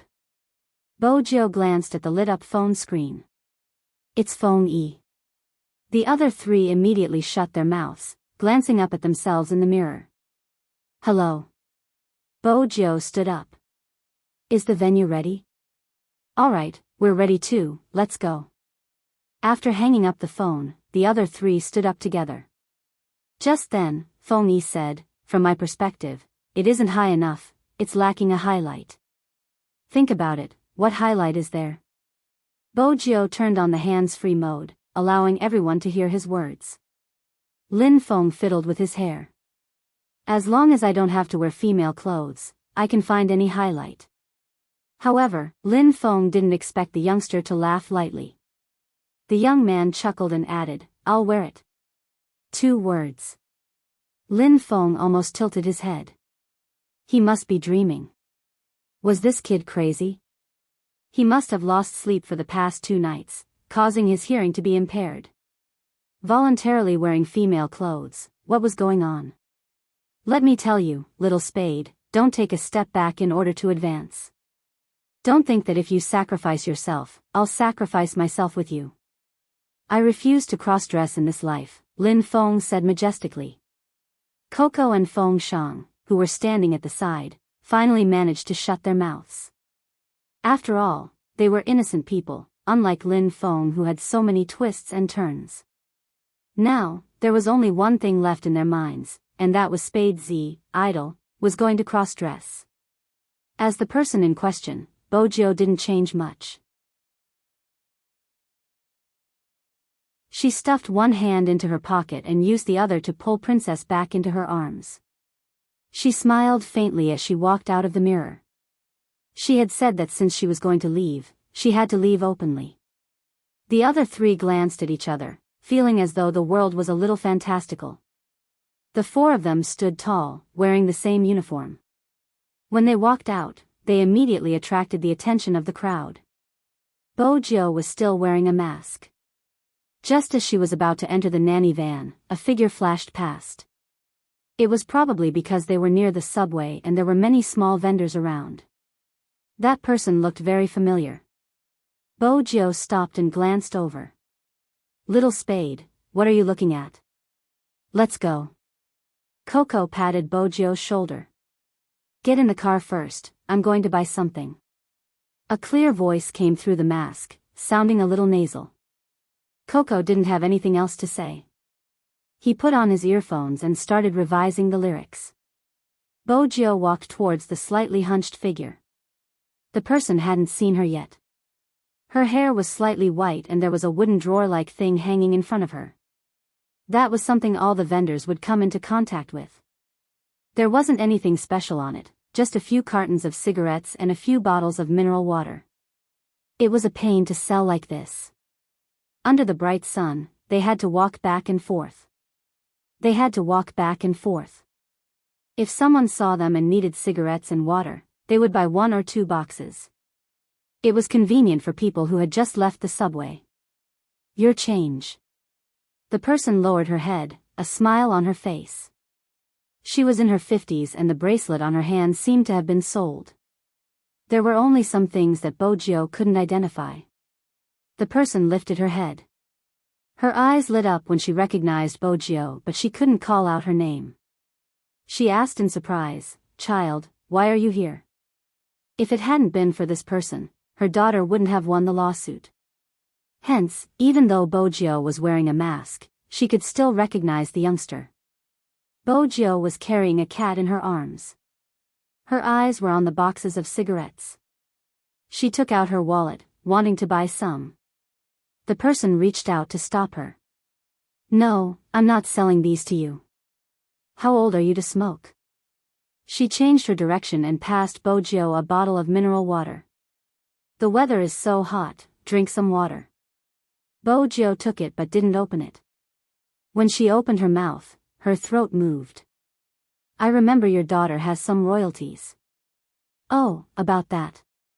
The man grabbed his clothes as if it was difficult for him to speak. In the end, he said, you see, those children are following me around, working hard. I also have to spend money to fight the company. These few times, I also have to find people to prove the evidence. In the end, it's my own problem. I don't want others to say that I did it for money. That's why I insisted on holding on to this matter. Things are as they are, so. Bojo interrupted her. I understand, Auntie. The person smiled, wiping the sweat off her forehead. In the end, I still have to thank you. If it wasn't for you, I wouldn't know what to do. You should know that I can't read a single word. Bojo reached out to hold the mineral water bottle. Is your friend calling you? The person pointed at Coco and the others. Hurry up and go. You seem to have taken good care of yourself, don't tan your hands. Bojo looked at her face. Jill, remember, you have to always speak up for the weak. The weak aren't those who say they are pitiful and cry in front of others after hurting others. The real weak aren't those who can't seek justice after being hurt. Bojo stood there, the sunlight piercing her eyes. She understood. It had been so many days. From the county to the provincial capital, and then from the provincial capital to Jiang City. She had fought 3 lawsuits and every one of them had dragged on. How much money and effort had she expended? How many of them didn't sleep and wished that they could die immediately to calm themselves down? Then, they would have to face a bunch of questions the next day. No one would care. In China, there was a strange phenomenon.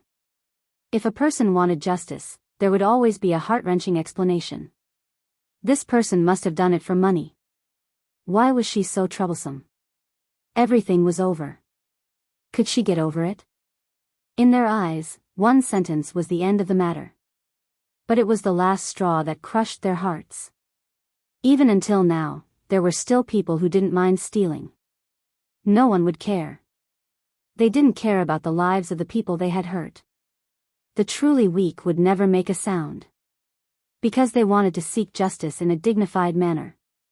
Hence, even if they won the lawsuit, the mother would only ask for $1 of compensation. Because she knew that if she asked for more, people would say she did it for money. No matter how the public opinion changed. In the end, the other party would be clean. But in this industry, there were many people who copied the original work and used it to become popular. Then, they would turn around and accuse the original work. After being discovered, they would pretend that nothing had happened. Anyway, there were people who supported them. But the people who were really hurt had to have no desires. Wasn't it right to take back what was taken from them? Wasn't it right for them to seek justice for their loved ones who were taken from them? If they had to talk about compensation. How much compensation would it take to return to a mother and a daughter? But it was these people who made every piece of justice that should have come too late. Bojo watched as the slightly bowed figure walked further and further away. Her hand holding the water bottle was a little numb. It wasn't that she hadn't thought about reuniting with the Almighty. It wasn't that she hadn't thought about staying in Jiang City. But at this moment, these thoughts were burned by the sunlight. She wanted to be Z, return to where she should be. Do what she had to do. Swoosh. The car door was pulled shut. It interrupted her thoughts. Bojo sat in the front passenger seat and sent a message. Hoshino received it. It was a simple message but it indicated her return. When Hoshino saw the message, he stopped playing the game. Because he knew. From today onwards, Z would be Z. She wouldn't be involved with young Master Fu anymore. Everything would return to normal. Bojo hid it so well that the people in the car didn't notice anything unusual. Or perhaps, everyone was focused on their own tasks. Besides, Bojio had been wearing her earphones ever since she boarded the car.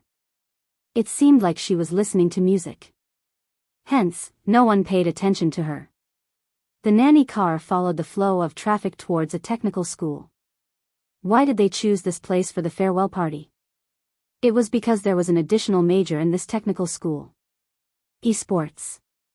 In the future, Supreme Alliance's power would probably be chosen from here. The location was chosen by Feng Yi. Since it was a farewell party, it should be done with a bang. After all, Supreme Alliance had never been a team that kept a low profile.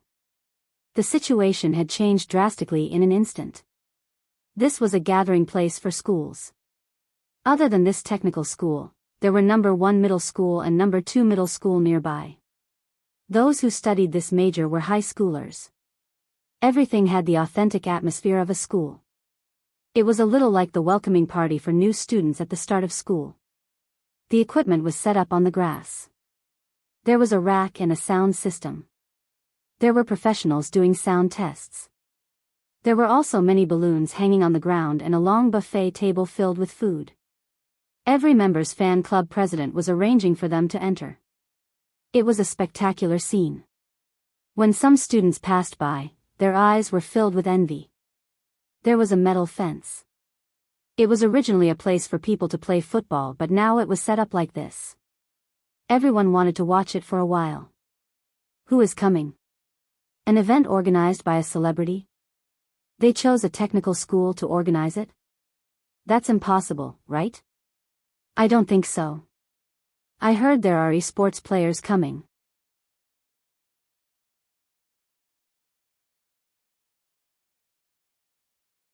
Chapter 1078.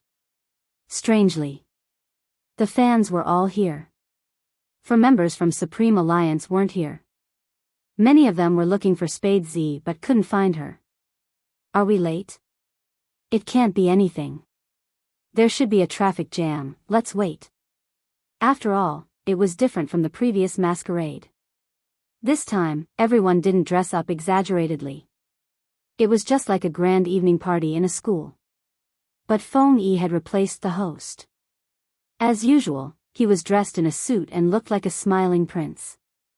He held the microphone in his hand and said, "There will be a special opening today." Just as he said this sentence, in the darkened area, all the lights lit up, shining on the corresponding balloons, adding an indescribable warmth. As for the opening, Feng Yi looked at the fans in front of him, then at Yunhu and Qin Mo, his lips curving into a smile. Let's give the stage to the 4 members who aren't here yet. What did he mean? It wasn't just the fans who weren't sure what was going on. Even Yunhu and Uncle Ian, who were in the same team, couldn't understand. Qin Mo stood in the middle, his bandaged hand in his trouser pocket, the other hand swirling the wine glass. When he heard Feng Yi's words, a glint flashed across his eyes, and he lifted his lids slightly to look up at Feng Yi. In that instant, all the surrounding lights were extinguished. Only the shattered stars were left in the middle of the stage. Swoosh! A beam of light fell, shining on the black piano. She saw a young man sitting there quietly. The young man's slender fingers were placed on the piano, and his handsome side profile exuded softness under the light. It was obvious that the youngster was dressed differently today, otherwise, she wouldn't have a belt around her waist and a headset. But at this moment, no one would pay attention to the youngster's attire. Because the next second, the melodious sound of the piano rang out. It was very light, making it easy for people to hum along. It was obvious that the music had been rearranged. Just when many people felt that the theme was very familiar, the sound of the piano rang out. The youngster stood up suddenly, taking large strides towards the center. Her silver fringe was pulled back by her hair, revealing her beautiful forehead. The sound of the music changed. It was the same theme, but at this moment, it was bright and cheerful. It was also at that moment that the other 3 people walked up from the left and right sides. Each of them was wearing the same combat uniform and had a black earpiece on their left ear. Even their wrists were tied with the same black silk scarf. All of them gathered together, and the scene was so handsome that it was a little out of control. As they appeared, everyone held their breath. What are they doing? Before anyone could finish their words, Feng Shang opened his mouth. His voice was clear as he danced, giving people a sense of obedience. At such a young age, I still don't know what love is, but I was defeated by your sweet smile. Most importantly, the others did the same thing. At this moment, Coco and Feng Shang would switch their positions, continuing to sing. Every day after class, different timbre, but equally pleasant to the ears. In addition, the four of them were singing and dancing at the same time.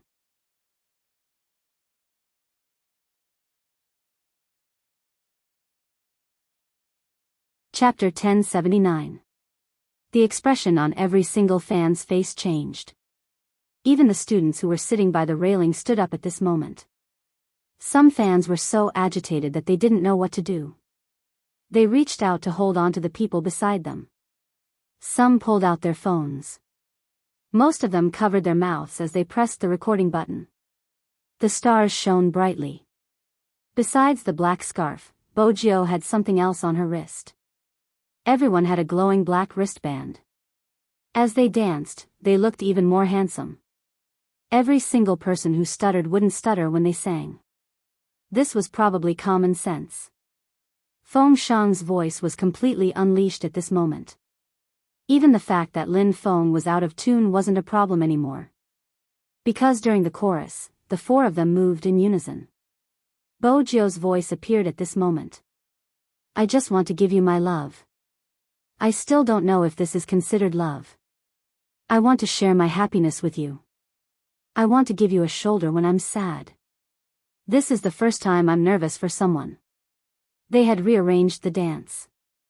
Hence, when Bojio sang this sentence, she tilted her head and paused. She tilted her body slightly, a mischievous smile on her lips. Her silver hair fell down as she formed the shape of a heart with both of her hands. Then, she formed the shape of a 1. When Qin Mo saw this scene, his hand that was swirling the wine glass froze. Feng Yi stood at the side, his head aching slightly. Couldn't they have given a heads up about such deliberate actions? Was Little Spade afraid that no one would know about the CP issue? Fortunately, the pause wasn't long. They were dancing after all. After Bojio finished singing, she retreated to the left. Lin Feng stood at the front. He formed the same heart shape, but his style was different from Bojio's. His handsome face was the best plus. His voice was accompanied by the harmony at the side. Many people couldn't help but sing along. They raised their hands and swayed their bodies lightly. The atmosphere was extremely high. I really want to give you my love. It's only been a few weeks. My mood is bad because you aren't around. A ray of warm light shines down. I can't help but look forward to it. Because of love. With the end of the last sentence, countless colorful balloons floated out from the stage. Only 4 people were left on the stage. Their chests rose and fell slightly, and they couldn't speak for the time being. Because they had just finished dancing, even their hair seemed lighter than usual, but they were smiling brightly. Bojio's devilish aura hadn't changed much. But compared to her devilish aura, after singing such an adorable song, she bent over and placed Princess on her shoulder, looking even cooler and more handsome. Sweat slid down the young man's forehead and landed on his chin. His silver hair was already a little wet from dancing, but it didn't affect him much. Instead, it added a sense of unruliness to him. The 4 of them looked at each other and said, I'll give you the best love. Then, they bowed in unison. At that moment, the screams were uncontrollable. Some people even felt that it was a pity that the 4 of them didn't become stars. They were all fair and clean, but each had their own merits. How does it feel to listen to your favorite esports god sing? The live version of the handsome dance. It was mainly a heart gesture. Even if the heart wasn't for them, it was enough for everyone to cheer for a while. The passionate atmosphere couldn't be calmed down. Even Yun, who was in disbelief. After all, he was aware of Lin Feng's singing skills. But when he saw that person's side profile was covered in a thin layer of sweat, he smiled brightly, revealing his beautiful teeth as he walked towards him. Once again, Yunhu felt his heart beating wildly, even his blood vessels were getting heated. The repeated tremors made him unable to control himself. He reached out and grabbed Lin Feng's wrist. The moment Lin Feng came down from the stage, he hadn't even stabilized his breathing when he was dragged backstage by Yunhu. The so-called backstage was just a temporary place. But even if it was temporary, there was a door and a small changing room. Before Lin Feng could react, he was already pressed against the wall. "Are you an idiot?" Yunhu's voice sounded extremely deep. "What the hell?" Lin Feng was about to explode again. He admitted that his singing wasn't good, but he didn't have to be an idiot, right? Dressed like this, Yunhu continued. "And singing such a song." Lin Feng glared. "Wait a minute, what's wrong with what I'm wearing? Why do I look like I'm naked when I'm with you?" *CK, move aside. Yunhu didn't move. Lin Feng reached out to push him. But his hand was pulled back, followed by a turn and a kiss. No one could escape from such a kiss. It was as though he wanted to tear him apart and devour him. His thin lips were pried open, and he moved around inside, sucking heavily. A numbing sensation assaulted him. Since it was an enclosed environment, they could even hear the sound of kissing. Lin Feng even forgot to make a move. Anyone who was treated in such a way would have their mind go blank. His head was buzzing, and his thoughts were all in a mess. There was also an abnormal breathing sound. Yunhu was the one who ended the kiss. He seemed to have regained his rationality, forcefully pulling himself away from the sweet taste. He leaned his head against Lin Feng's left shoulder, his voice hoarse. "I like you so much that I'm about to explode. So, this is the last time. Treat it as a gift to send me off. It's really the last time." Lin Feng's eyes widened. Lin Feng didn't speak, his face blank. Only his slightly red lips showed his current state. Yunhu straightened his back. The two of them fell into silence. It was probably because of what happened the previous time. It still didn't pass. Hence, even now, they didn't know how to break the news. The youngster, who had been watching from start to end, noticed that the two of them weren't moving and the atmosphere seemed to be frozen. She had originally intended to guard the door, but when she glanced down at her watch, it was about time. She reached out and knocked on the wooden door of the fitting room, even though she was already inside. Lin Feng and Yunhu paused, turning towards the source of the sound. They didn't know if they should heave a sigh of relief or be annoyed. Why was Little Spade beside them? Bo Jiu expressed that she wasn't going to take the blame. They had discussed beforehand that she would be wearing female clothing today. The moment Lin Feng met the youngster's gaze, he seemed to have thought of something. He opened his mouth, about to speak. Bo Jiu was still hugging Princess, leaning against the wall, a faint smile on her face. "Rather than the fitting room, you can find a car. After all, there isn't a third wheel in the car." Cough. Lin Feng decided not to speak. With the current situation, there was no way he could clear his name. Yunhu stuffed a hand into his pocket, his voice calm. "It isn't what you think, we are just fooling around." Who would be fooling around with kissing? Bo Jiu arched a brow. Yunhu walked over, leaving behind only one sentence. "He is straight." Bo Jiu didn't reply since she felt that the atmosphere between them wasn't the same as before. After Lin Feng heard Yunhu's explanation, he smiled. "Yes, we are just fooling around." His voice was obviously much lower. Bo Jiu didn't have time to ask. Lin Feng spoke again. "Which set of female clothing are you going to wear?" He was changing the topic. Bo Jiu understood. She glanced back and forth between the two of them, feeling that something was wrong between them. When Yunhu heard this, he paused in his tracks as though there was something wrong with his ears. "You're going to cross-dress?" I am. Bo Jiu walked over, twisting open a part that was covered. It was a pure black long dress that hung down, reaching her ankles. For some reason, Lin Feng felt that the dress looked a little familiar. But he didn't have time to think. Yunhu asked, "Does Captain know about your cross-dressing?" "No." Bo Jiao smiled. "If I don't wear it, Senior Lin will have to." Was that the logic? When did he say that? Yunhu was still frowning. Lin Feng was already resisting. "Don't even think about making me wear female clothing again. That's why I will wear it." Bo Jiao lifted the dress, her movements swift. "Even if you are leaving, you have to be handsome, don't you think so?" Lin Feng didn't understand why the definition of handsomeness was defined by cross-dressing. But that didn't stop him from supporting Little Spade's decision. He hadn't seen Little Spade in female clothing the previous time. This time, he had to see what Little Spade looked like. "Alright, I'm going to change. If Almighty Yun wants to continue with Senior Lin, you can find another place." Bo Jiao smiled. Her words successfully made Lin Feng flush.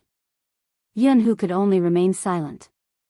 They walked out of the changing room together. Coco ran over. When he saw the two of them, he arched a brow at Lin Feng. "What's wrong with your mouth?" "Mouth?"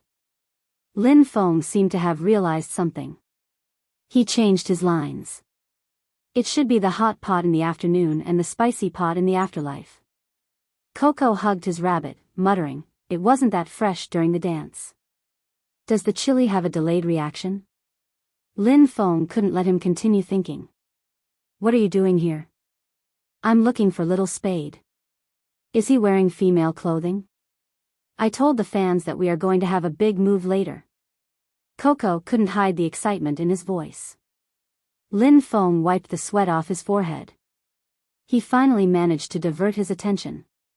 "Little Spade has already changed. He locked the door from the inside and asked us to wait outside." "That's good. What do you think Captain's expression will be when he sees Little Spade in female clothing?" "Ha ha ha, I really want to see it." Yunhu turned and glanced at the tightly shut door.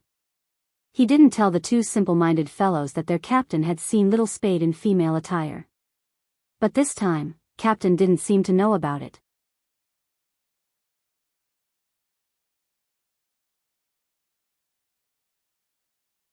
Chapter 1080.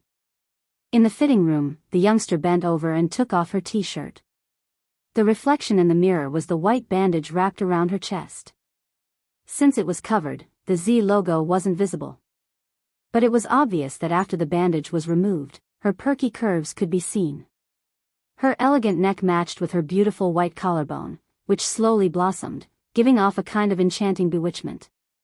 Bo Jiao glanced sideways at the collagen Lin Feng had provided. She smiled and threw it into the bag. Her left hand moved and she turned to buckle something behind her back.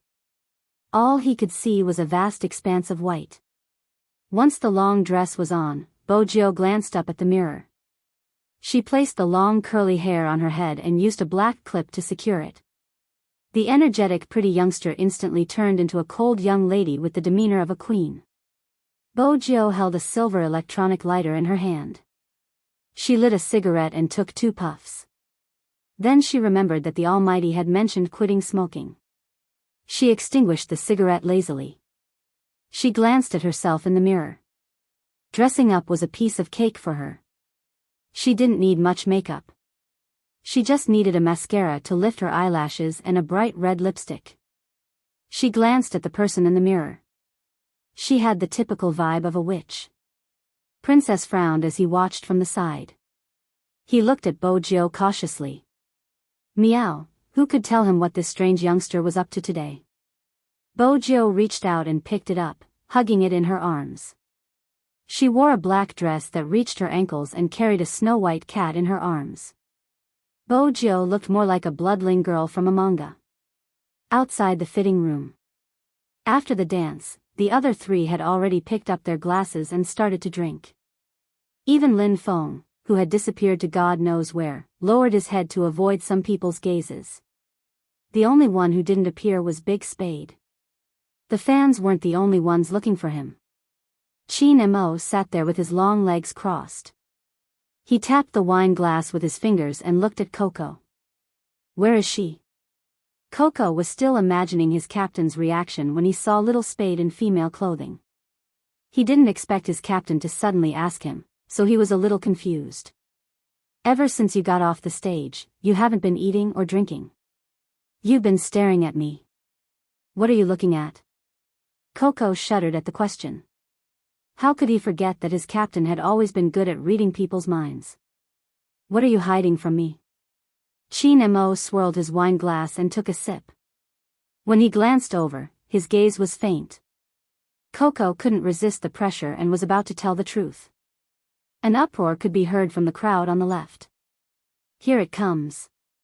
Coco's eyes lit up. He raised his head and looked in the direction of the voice. Lin Feng was also watching. He was watching from a close distance because the person who had caused the commotion was already in front of him. At this moment, when Lin Feng saw the figure with fluttering long hair, he looked like he was about to collapse. He couldn't help but say, F***ck, why is it this person again? Captain will probably be acting weird again. If Captain lets Little Spade down again, it won't be right. Even though Lin Feng's memory wasn't good, he could still recognize this person.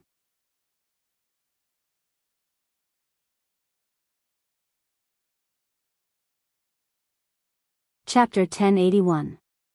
It had to be said that Lin Feng's gaze was hostile and it was very obvious.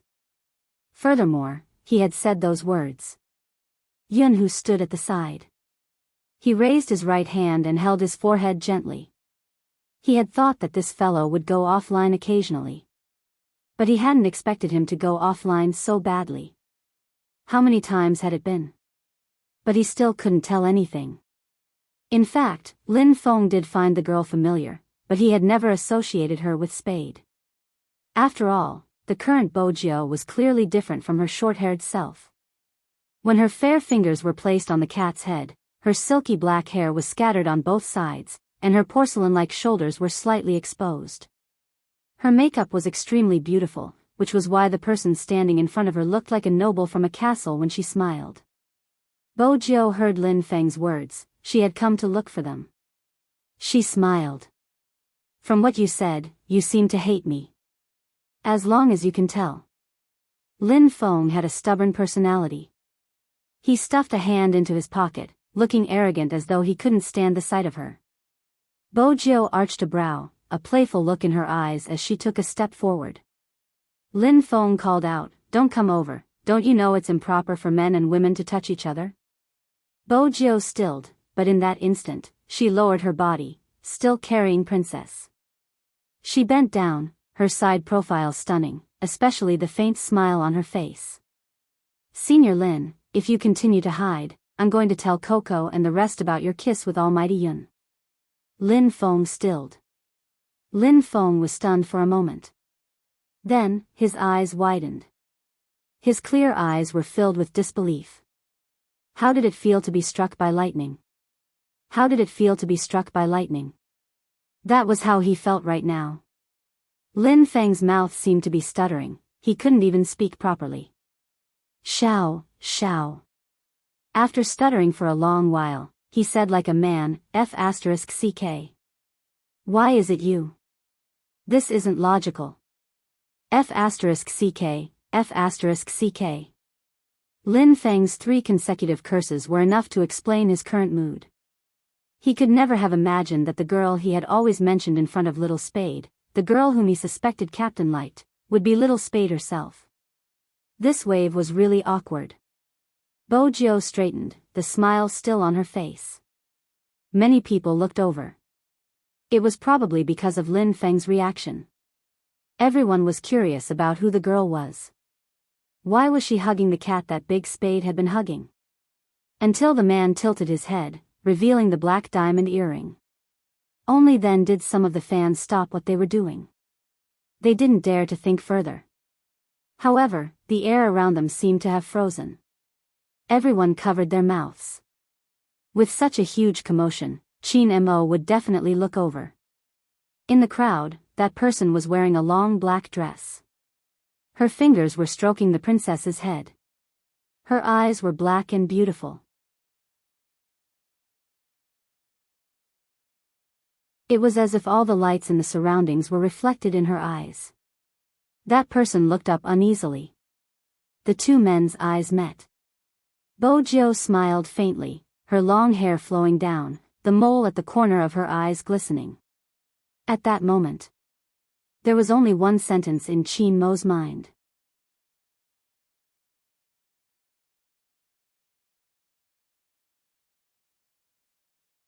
Chapter 1082. What are you looking at? Yin Wuiao was the last to arrive. His middle-aged man attire seemed out of place. He had a cigarette in his mouth as he followed Qin Mo's line of sight. It was rare to see Qin Mo like this. She hadn't expected to see a familiar face. The cigarette in her mouth loosened. She turned back to look at Qin Mo, only to see that his eyes were as deep as the waves of the sea, bottomless. Princess leaped down from her arms, circling towards Qin Mo. Qin Mo sat there, holding the white cat up. When he turned towards Bojo, he said in a deep voice, "Come here." Bojo smiled. She had to admit that the Almighty's expression had pleased her. She finally understood why the Almighty liked to see others shocked. Seeing his little secretary being shocked was also a very satisfying thing. Bojo lifted her legs and walked over. Qin Mo stood up, lifting his black jacket and covering her head. Before she could react, Qin Mo stood up. She was forcefully pulled into someone's embrace. The next moment, the familiar scent of mint and tobacco entered her nose. It seeped in. The back of her neck was cupped, gently kneading and pressing. Her thin lips touched a slight coldness. Bojo stilled. It wasn't just Bojo. Everyone in the surroundings froze. Feng Yi only had one reaction. How was he going to answer to the media and fans? How dare Qin Mo kiss her in such an occasion? No one had expected Qin Mo to kiss her in such a manner. Even though he had covered her, everyone present knew what he was doing.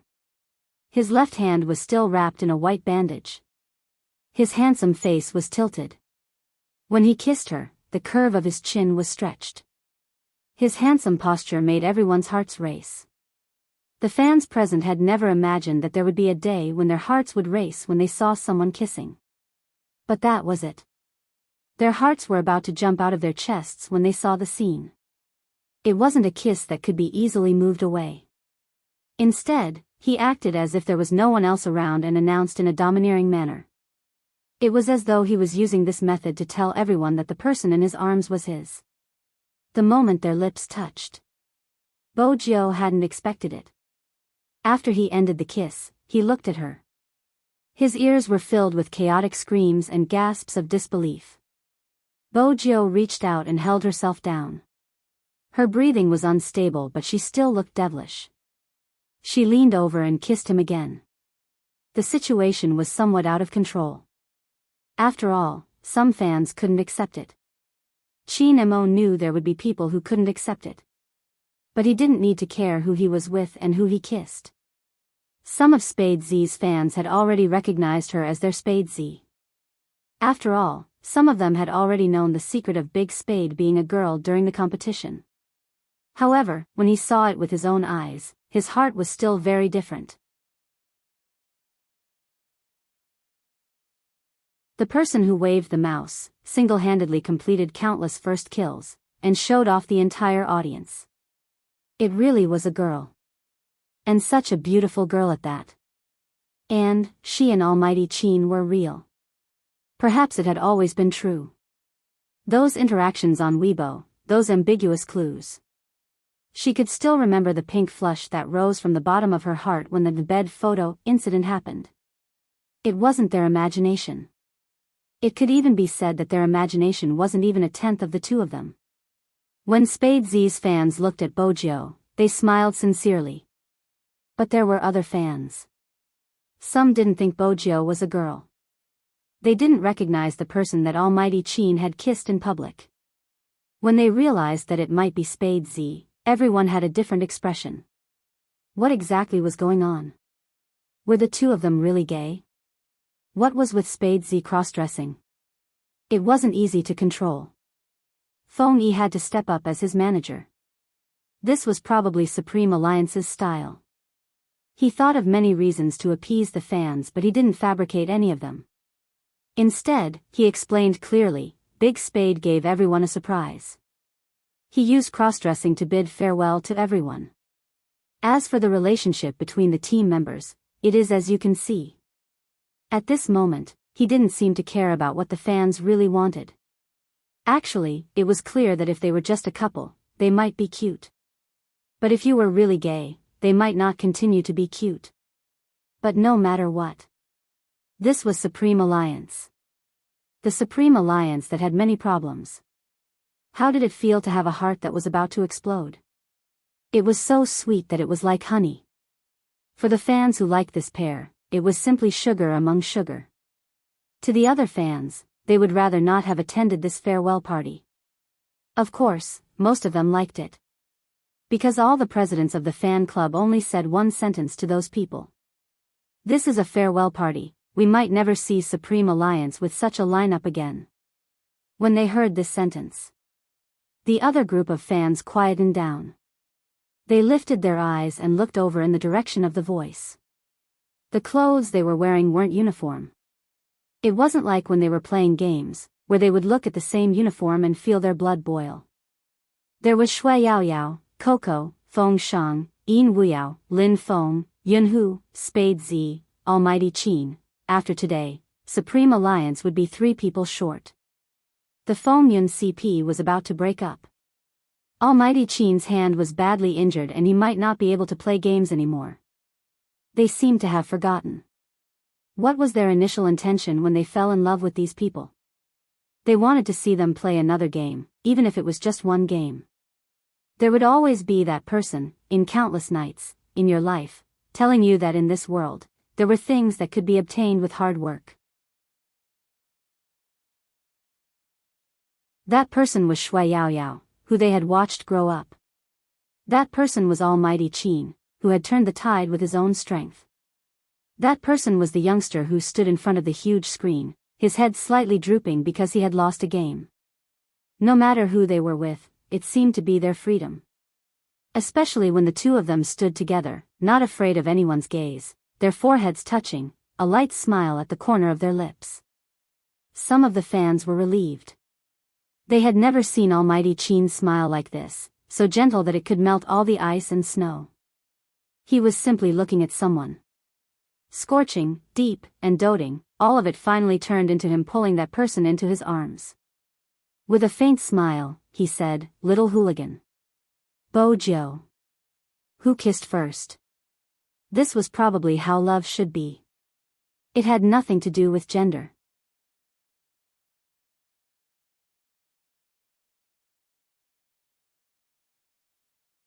Chapter 1083. The situation was gradually under control. When it was about time, Feng Yi instructed the president of the fan club to guide the fans out of the venue. It was impossible for Bo Jiu not to be photographed. After all, in such an environment, many things couldn't be avoided. Coupled with her cross-dressing appearance, it was truly breathtaking. The people who posted the photos were loyal Supreme Alliance fans. Basically, they were like this. Initially, when I saw Lin Feng's cross-dressing photo, I didn't think there would be a man more suited to cross-dressing than him. But now that I saw Big Spade, I realized what it meant by the pupil surpassing the master. She's so beautiful. Sob sob sob. Once such a photo was exposed, there would definitely be many people reposting it. The fans were interesting, tagging Lin Feng every time they reposted it. Gradually, the topic of discussion shifted from Spade Z being the only one cross-dressing to the fact that Supreme Alliance was probably the most cross-dressing team out of all the esports teams. Moreover, their outfits were outstanding. The other teams also reposted the photos of Spade Z cross-dressing. Xiangnan's Zhao Sanpang said directly, "What the F***CK? Little Spade, tell me if you have an older or younger sister. If you do, tell me your contact details now. It was probably because of his words that she was roused up. Many experts in the esports industry followed suit. Their goal was to find Spade Z's older or younger sister as their girlfriend. Such discussions spread rapidly on the internet. The popularity of the reposts was obvious. There was another comment. I have two goddesses now, one is Goddess Luo Luo and the other is Big Spade. My goddess, oh no, my almighty is really beautiful. There's nothing wrong with that.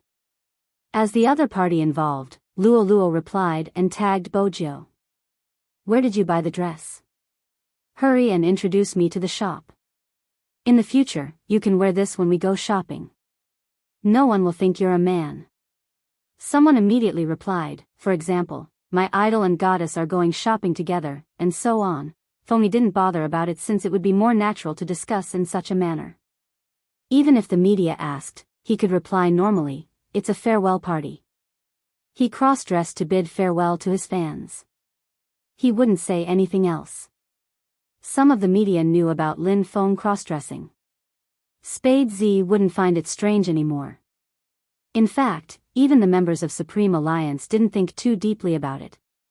This could be seen from Lin Feng's performance. He sized her up, caressing his chin. Then he lifted his arm and placed it on her shoulder.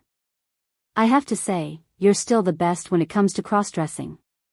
I, Lin Feng, admit defeat. From now on, I'll give you the title of the prettiest girl. You're so beautiful, it's suitable. Bojo arched a brow and was about to speak. Lin Feng heard a cold voice by his ear. You don't want your hand anymore? That kind of voice, even if it wasn't very close, would still make people feel pressured.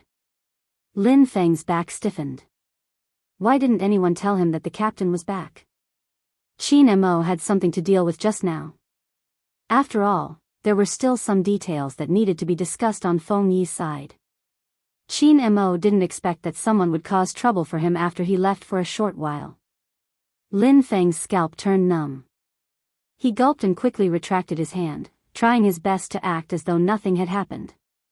Qin Mo walked over, holding on to the youngster's wrist naturally. His handsome side profile was emotionless as he said, let's go. The other members of Supreme Alliance had already learned how to survive from the wave of kisses. They tried their best not to look at their captain and Little Spade when they were together.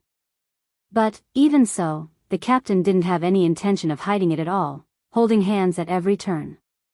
Coco and Feng Shang glanced at each other. They retracted their gaze in unison, pretending that they weren't looking at holding hands but at the sky. Other than Shui Yaoyao, everyone in the team felt that their captain had turned completely gay this time. Shui Yaoyao, who knew the entire truth, scratched her palm, a smile on her face. Her Highness Jiu dressed as a girl once and everyone was already in such a state. If Coco and Feng Shang found out that Her Highness Jiu was actually a girl, who knew how stunned they would be, when Qin Mo said, let's go, he was referring to everyone. After the farewell, there was a gathering for the team. This was good. Since it was made public, there was no need for him to have any scruples. Even though the members of Supreme Alliance hadn't felt that their captain had any worries in the past, at least he wouldn't act like he was flaunting his affection. This was probably because Little Spade was dressed as a girl. The two of them were just sitting there casually. One of Qin Mo's hands was placed on the back of Bojo's chair while the other was pouring a glass of wine. There was an indescribable sense of intimacy. Lin Feng understood that it wouldn't be easy for him to have a brotherly chat with Little Spade. Hence, he took out his phone, lowering his head to type a message. Tell me the truth. Have you already chased after Captain a long time ago? Bojo replied instantly with an emoticon of a soldier smoking. Lin Feng shook his head. Public morals are getting worse by the day. Just as she was about to reply, to solidify her position as a beauty, the Almighty snatched her phone away from her. There wasn't any reaction from Bojo. Lin Feng lowered his head, wanting to bury his face into the bowl as he shoved the rice into his mouth. Qin Mo glanced at the youngster's reply before keeping his phone casually. When did you woo me? Why didn't I know? Bojo choked, a serious expression on her face. Brother Amo, it must be because you aren't sensitive in this aspect. Is that so? Chin Mo placed his chopsticks down, shifting his gaze over. Perhaps you've wooed too many people, so I'm not as sensitive anymore. Bojo. Should she admit defeat this time? She felt as though the Almighty wasn't in a good mood after scrolling through Weibo. Was it an illusion? Chin Mo wasn't in a bad mood, but when he looked at the person in front of him, he felt an indescribable urge to possess her. He wasn't willing to share her secret with anyone else, much less when she was dressed as a girl. At this moment, the Almighty didn't want to admit that he was jealous after reading the news about not caring about Bojo's gender and wanting to marry her. This person originally belonged to him. Chin Mo's gaze deepened. When he turned to speak, his voice was so soft that only the two of them could hear. In the future, don't dress like this outside. Bojo suddenly understood something, breaking into a smile. She held on to Chin Mo's hand under the table, smiling devilishly. No problem. This was the way to pacify a jealous little secretary. Chin Mo paused, following the direction of her hand. She was indeed worthy of her little gangster title. It was probably because of the good atmosphere. Coco took the opportunity to say, the collagen sticker Lin Feng bought is really good. It looks so real. If I didn't know that it was Little Spade, would have thought that it was a girl from somewhere. That depends on the person. Lin Feng smiled. Little Spade, why don't you go to the washroom and remove everything that needs to be removed? We can let them study the artifact of cross-dressing, the collagen sticker. At this point, Shui Yaoyao's face was a little red. She basically understood what they were talking about and was worried that there would be other problems. After all, Her Highness Jiao still had that secret. No one expected it. Dressed in a long black dress, Bojo lifted her left hand, supporting the side of her face. She smiled and said, I didn't use it. Didn't use it? What did she mean? Everyone had a different reaction. Chin Mo's reaction was probably the calmest. His hand paused for a moment before returning to his nonchalant self. On the other hand, Shui Yaoyao seemed to understand what Her Highness Jiao was trying to do. Her eyes shook violently. Only Feng Shang didn't understand, his face full of question marks. Yin Wuyao was leaning his head to light his cigarette. When he heard that, he turned to look at Bojo. Lin Feng's gaze moved down. He seemed to be thinking for a moment. Then, realization dawned on his face. Did you buy a better disguise yourself? Yun, who was sitting beside him. From a certain perspective, he didn't think that was Little Spade's intention. No, Bojo spoke again. Her voice was neither soft nor heavy, carrying the unique quality of a youngster, clear and pleasant. I didn't use anything. You didn't use anything. At this moment, Lin Feng and Coco seemed to have realized something. The chopsticks in their hands fell onto the wooden table with a thud. Both of their expressions seemed to be in sync with each other. Nothing had been used. How could that place be round? The only explanation was, no, how was that possible? However, another voice rang out. This time, it went straight to the heart. Let me reintroduce myself. Spade Z, gender female, preference male. Bojo's face was calm. I didn't tell you previously due to some reasons. Now that the National League has ended, it's time to tell you this secret that I haven't told you all. It has to do with my family background. I have been dressing as a man since I was young. After she said those words, the entire private room in the restaurant went silent. Even the usually calm Yun, who lifted his lids in disbelief. Not to mention the trio who dropped their chopsticks on the table one after another. Coco and Feng Shang's mouths were wide open. Lin Feng's outstretched hand was petrified. It had only been 3 hours, but he had been struck twice by the heavenly thunder. Little Spade was a girl? He put his hand on her shoulder and called her brother. The good brother who was researching on how to turn a straight man gay, Apui, was actually a girl. F***ck, F***ck. Most importantly, he used the mindset of an experienced person to teach him how to pick up girls. Even though he had never done it before, wasn't that what straight men talked about? In that instant, Yin Guiyao had almost forgotten to smoke. After all, even he couldn't imagine that the youngster who had pulled him out of his slumber and told him to shock the esports world with a bang was a girl. He was the first person to see the young Jinren operate. Nimble and ever-changing movements. A frightening presence. A beautiful and invincible kill. Hand speed, technique, thought process, ambush, and unpredictable attacking methods. The FC King of Zone C. Even now, that record was still in the archives and no one could break it. The person who made the professional players tremble in fear, the person who really changed the esports circle, was actually a girl. No one could have imagined it. If anyone else knew about this, the entire esports industry would probably explode. Feng Shang opened his mouth for a long time but still couldn't find his voice. His idol was a girl. He had always thought that the manliest person in his life was his idol, but it was a girl. Wait a minute, I am a little nervous. Feng Shang felt that the weather was too hot and he was showing signs of a heat stroke. Coco didn't want to say anything else, he bit down on his rabbit's ear. He remembered the first time he met Spade Z, she had been so cold in the game that she didn't even bother to look at him.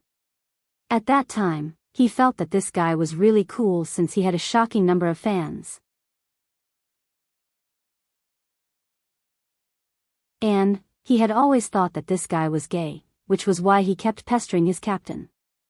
At this moment, he finally understood.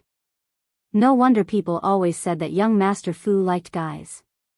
That was because she was a woman. Coco couldn't describe his feelings at this moment.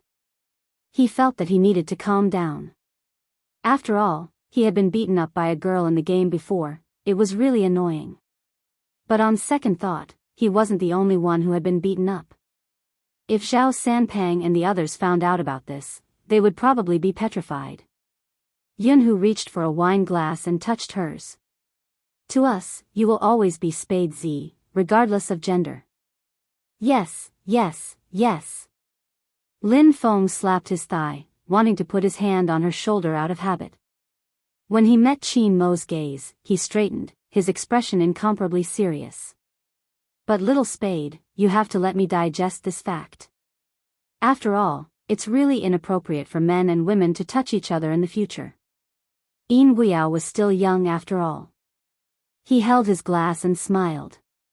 Cheers to our team having a second female member. I really didn't expect this, little captain. This glass of wine had to be drunk. Bo Jiao stood up, holding the wine glass in one hand. She was unprecedentedly serious, even her gaze was deep. This should be a toast to everyone. Thank you for giving me a chance to fight side by side, which I have never had before.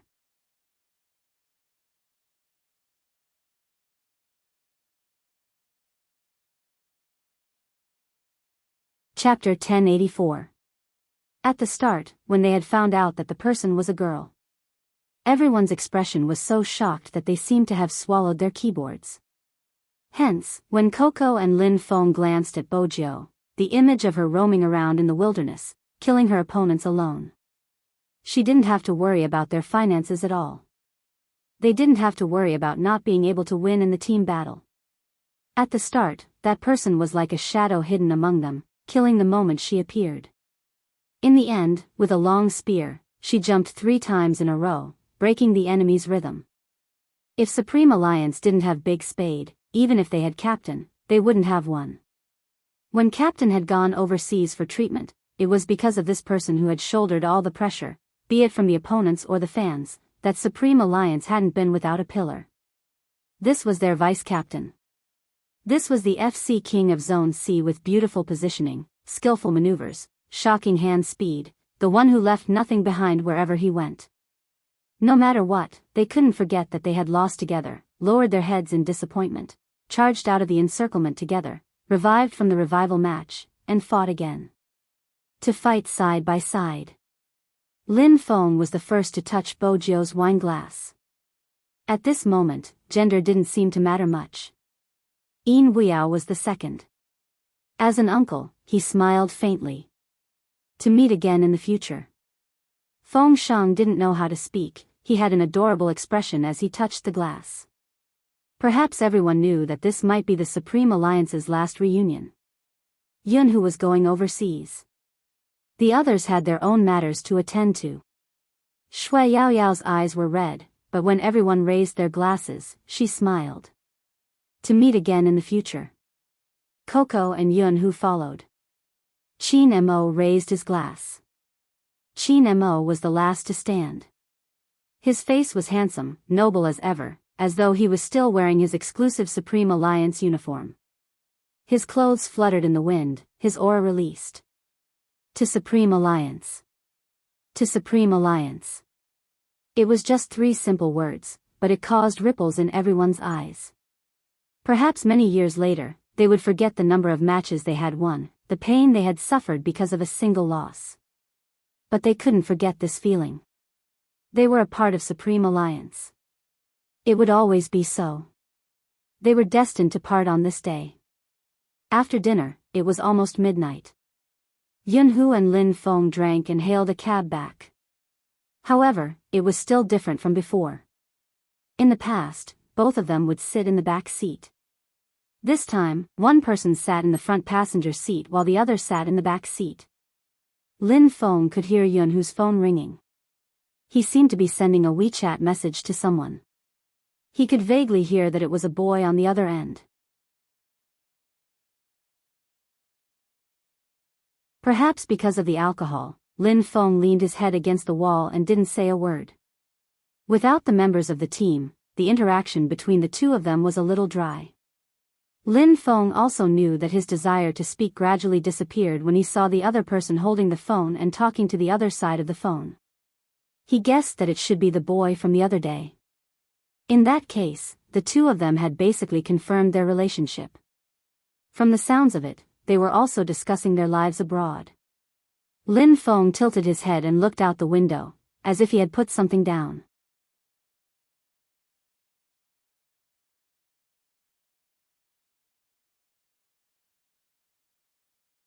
Chapter 1085. In that case. He didn't have to keep thinking about other possibilities. Lin Feng lifted his hand to press down his fringe. He seemed to be smiling, but there was a hint of sadness in it. Yunhu probably realized that Lin Feng had been too quiet since they got in the car. He thought it was the side effect of his kiss and didn't know how to break the atmosphere in the car. Fortunately, there was a topic to talk about. I didn't expect Little Spade to be a girl. When Yunhu said this, he tilted his head. Lin Feng knew that according to Linhu's personality, it was already very difficult for him to find a topic to talk about from someone else. In fact, it wasn't that troublesome. Since she had a boyfriend and was going overseas. No matter how much he thought about it, he really shouldn't have messed up his thoughts just because of a kiss. It was probably like what Yunhu had said. This was the last time. Even though Lin Feng had never been in a relationship before, he knew that the best way to start a new relationship was to bid farewell to his previous one. Although he didn't want to admit it. That kiss was probably Yunhu's farewell. After that, they were really just brothers. Lin Feng adjusted his emotions. When he looked up again, he was much more natural. I didn't expect Little Spade to be the one who appeared at the masquerade. I feel like my intelligence is being challenged. I want to tell Zhao Sanpang and the others about this and let them experience what it means to have their intelligence crushed. From today onwards, I am going to doubt my life. Once they returned to their previous state, the atmosphere in the car changed for the better. Yunhu chuckled lightly. Silly and sweet person, I never expected you to overthink things. Hey, what are you talking about? Do you want to fight? Lin Feng reached out and locked Yunhu's neck from behind. He didn't use much force. The corners of their mouths curled up. Lin Feng felt much more relaxed now. After thinking it through, everything wasn't so complicated. When they got out of the car, there was a clank under his feet. Yunhu was in front of him. He looked at him and was about to retract his hand. Lin Feng used the force to steady himself. He put his hand on Yunhu's shoulder. Let's go. Lin Feng used to do this often. He liked to put his arm around his friend's shoulders. Because of this, Yunhu had always wanted him to change this habit. Because he didn't want to see this person being so close to others when they weren't together. Indeed, Lin Feng had changed. Old Jiang City's young master's style was vividly displayed on him. He had the spirit of not being able to get along with others. Believing his words, he could only put his arm around his best brother's shoulder. But ever since that day in the room when he saw Yunhu doing that to his photo, Lin Feng hadn't put his hand on Yunhu's shoulder like today. Over the past few days, Yunhu had been hoping that this person would return to how he used to be. He hoped that when he saw him, he wouldn't avert his gaze, and when he got close to him, his body would freeze for a moment. That was the last thing he wanted to see. That was why he found someone to act with him. He was afraid of his guard. But at that moment, Yunhu realized something. What he was most afraid of wasn't being on guard. He was afraid that things would really go according to what he thought and that they would return to the way they were before and only treat him as a brother. Apart from being brothers, they no longer had any possibility. The scenery of the military compound didn't change. In the center of the room, there was also a model of a small fighter. There were specialized people standing guard. If they walked down this road, they would reach the Lin family's house. Yunhu knew that if he didn't say it today, he might never have the chance to say it again. Actually, your phone seems to be vibrating. Lin Feng interrupted him and glanced at his house. Alright, I'll go up first. As a person in love, don't be like Captain and Little Spade, torturing a single dog like me. Do your research overseas and come back when you have time. Perhaps when you come back, I'll be different from before. I might even have a girlfriend, but there's one thing that won't change. I'll probably always be as handsome as I am now. Yunhu watched as he smiled faintly. The words, actually, as long as you ask me to stay, I won't go overseas, seemed to be stuck in his throat. He probably wouldn't care if he was really in love. He would also understand that there would always be a banquet that wouldn't end. He could even say the words, girlfriend, so easily. Yunhu's fingers moved slightly. When he looked at Lin Feng again, he only said one word. All right. Good night. Lin Feng stuffed a hand into his trouser pocket and turned to walk in. Yunhu had never expected that to be the last time he would see Lin Feng in the courtyard. Because the next day, the Lin family's house had been emptied. At that time, his mother had laughed and asked him, "You didn't do a good job as a brother. You said that the two of you grew up together and had such a good relationship. You didn't even know the Lin family's recent movements. The Lin family probably won't be in politics anymore. Lin Feng has really done well this time. The new place he moved to is very close to the Lin family. I heard from your Auntie Lin that Lin Feng plans to start from the bottom. I'm afraid the next time you want to see him will be the day you leave." Yunhu didn't know how to describe his feelings at that time. When he pushed open the window, the opposite side had become completely empty. Even the calculator that was placed there was gone. It turned out that it was so easy for a person to disappear. Ever since he was young, he had been used to it.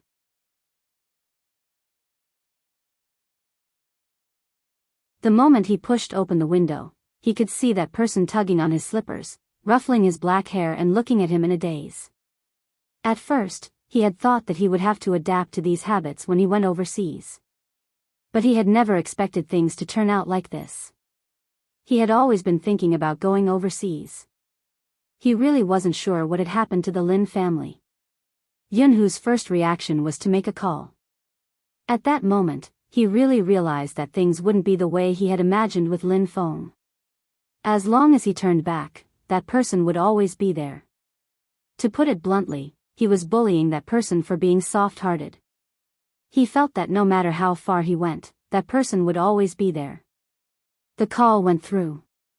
A voice came from the other side, accompanied by some noise. "Hello, Who? F***ck, this place is really hot. I'm out at the market, what's wrong? Are you busy? Yunhu asked. Where are you? I'll go and pick you up. The person on the other end paused for a moment. Then, he laughed. Hello, I'm really busy. I can't talk anymore. Lin Feng, come over here. Someone's voice came from the other side of the phone. Okay, I'm coming. Lin Feng didn't even have time to say goodbye before hanging up. Yunhu listened to the low voice that didn't belong to Lin Feng. That extremely magnetic voice made his fingers paused. When he looked at the phone that was hung up, Yunhu's expression was one of confusion that he had never seen before. He felt that he finally understood what it felt like to be replaced. Even if Lin Feng had concealed his identity to work for the Lin family. But that voice was very familiar. It was the most valuable headhunter that the Lin family had hired. That person probably didn't know Lin Feng's identity. Otherwise, he wouldn't have spoken in such a tone. But that tone made Yunhu feel as though he was sitting on pins and needles. Everyone in this circle probably knew that that person was interested in boys. Perhaps Lin Feng himself would never understand how attractive he was to others. Yunhu didn't want to complicate things. He also knew that Lin Feng had just gone over. There wouldn't be anything between the two of them. Besides, the other party wouldn't be someone who would lay his hands on his subordinates. But not now. What about in the future? It wasn't just this person. After he went overseas, everyone seemed to have a chance to get close to that person. So what if he stopped at this time? That was what he thought, but Yunhu didn't give up. He continued to call. But this time, the other party didn't pick up the call and hung up.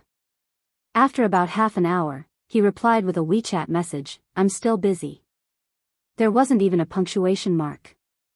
Yunhu understood Lin Feng the most.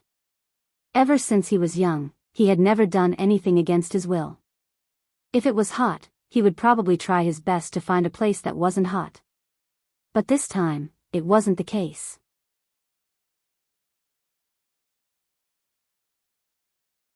Yunhu didn't call again.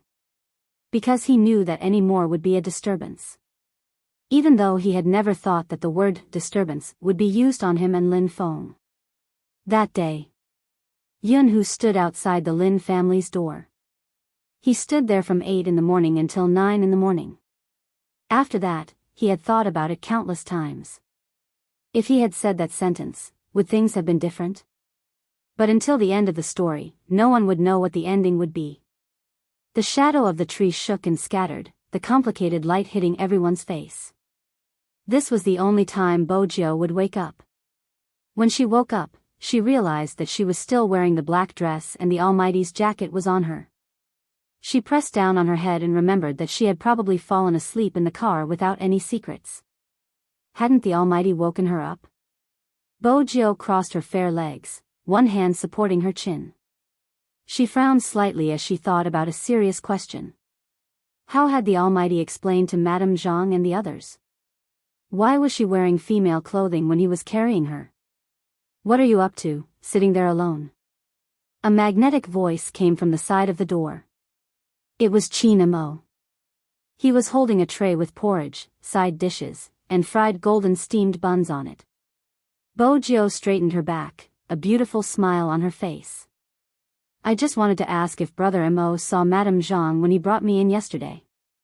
No, Qin Mo replied faintly. Bojo instantly relaxed. That's good, Madame Zhang wouldn't have to explain if she saw us. Indeed. Qin Mo sat by the side of the bed, pinching a lock of her black hair leisurely, his lips curved into a faint smile.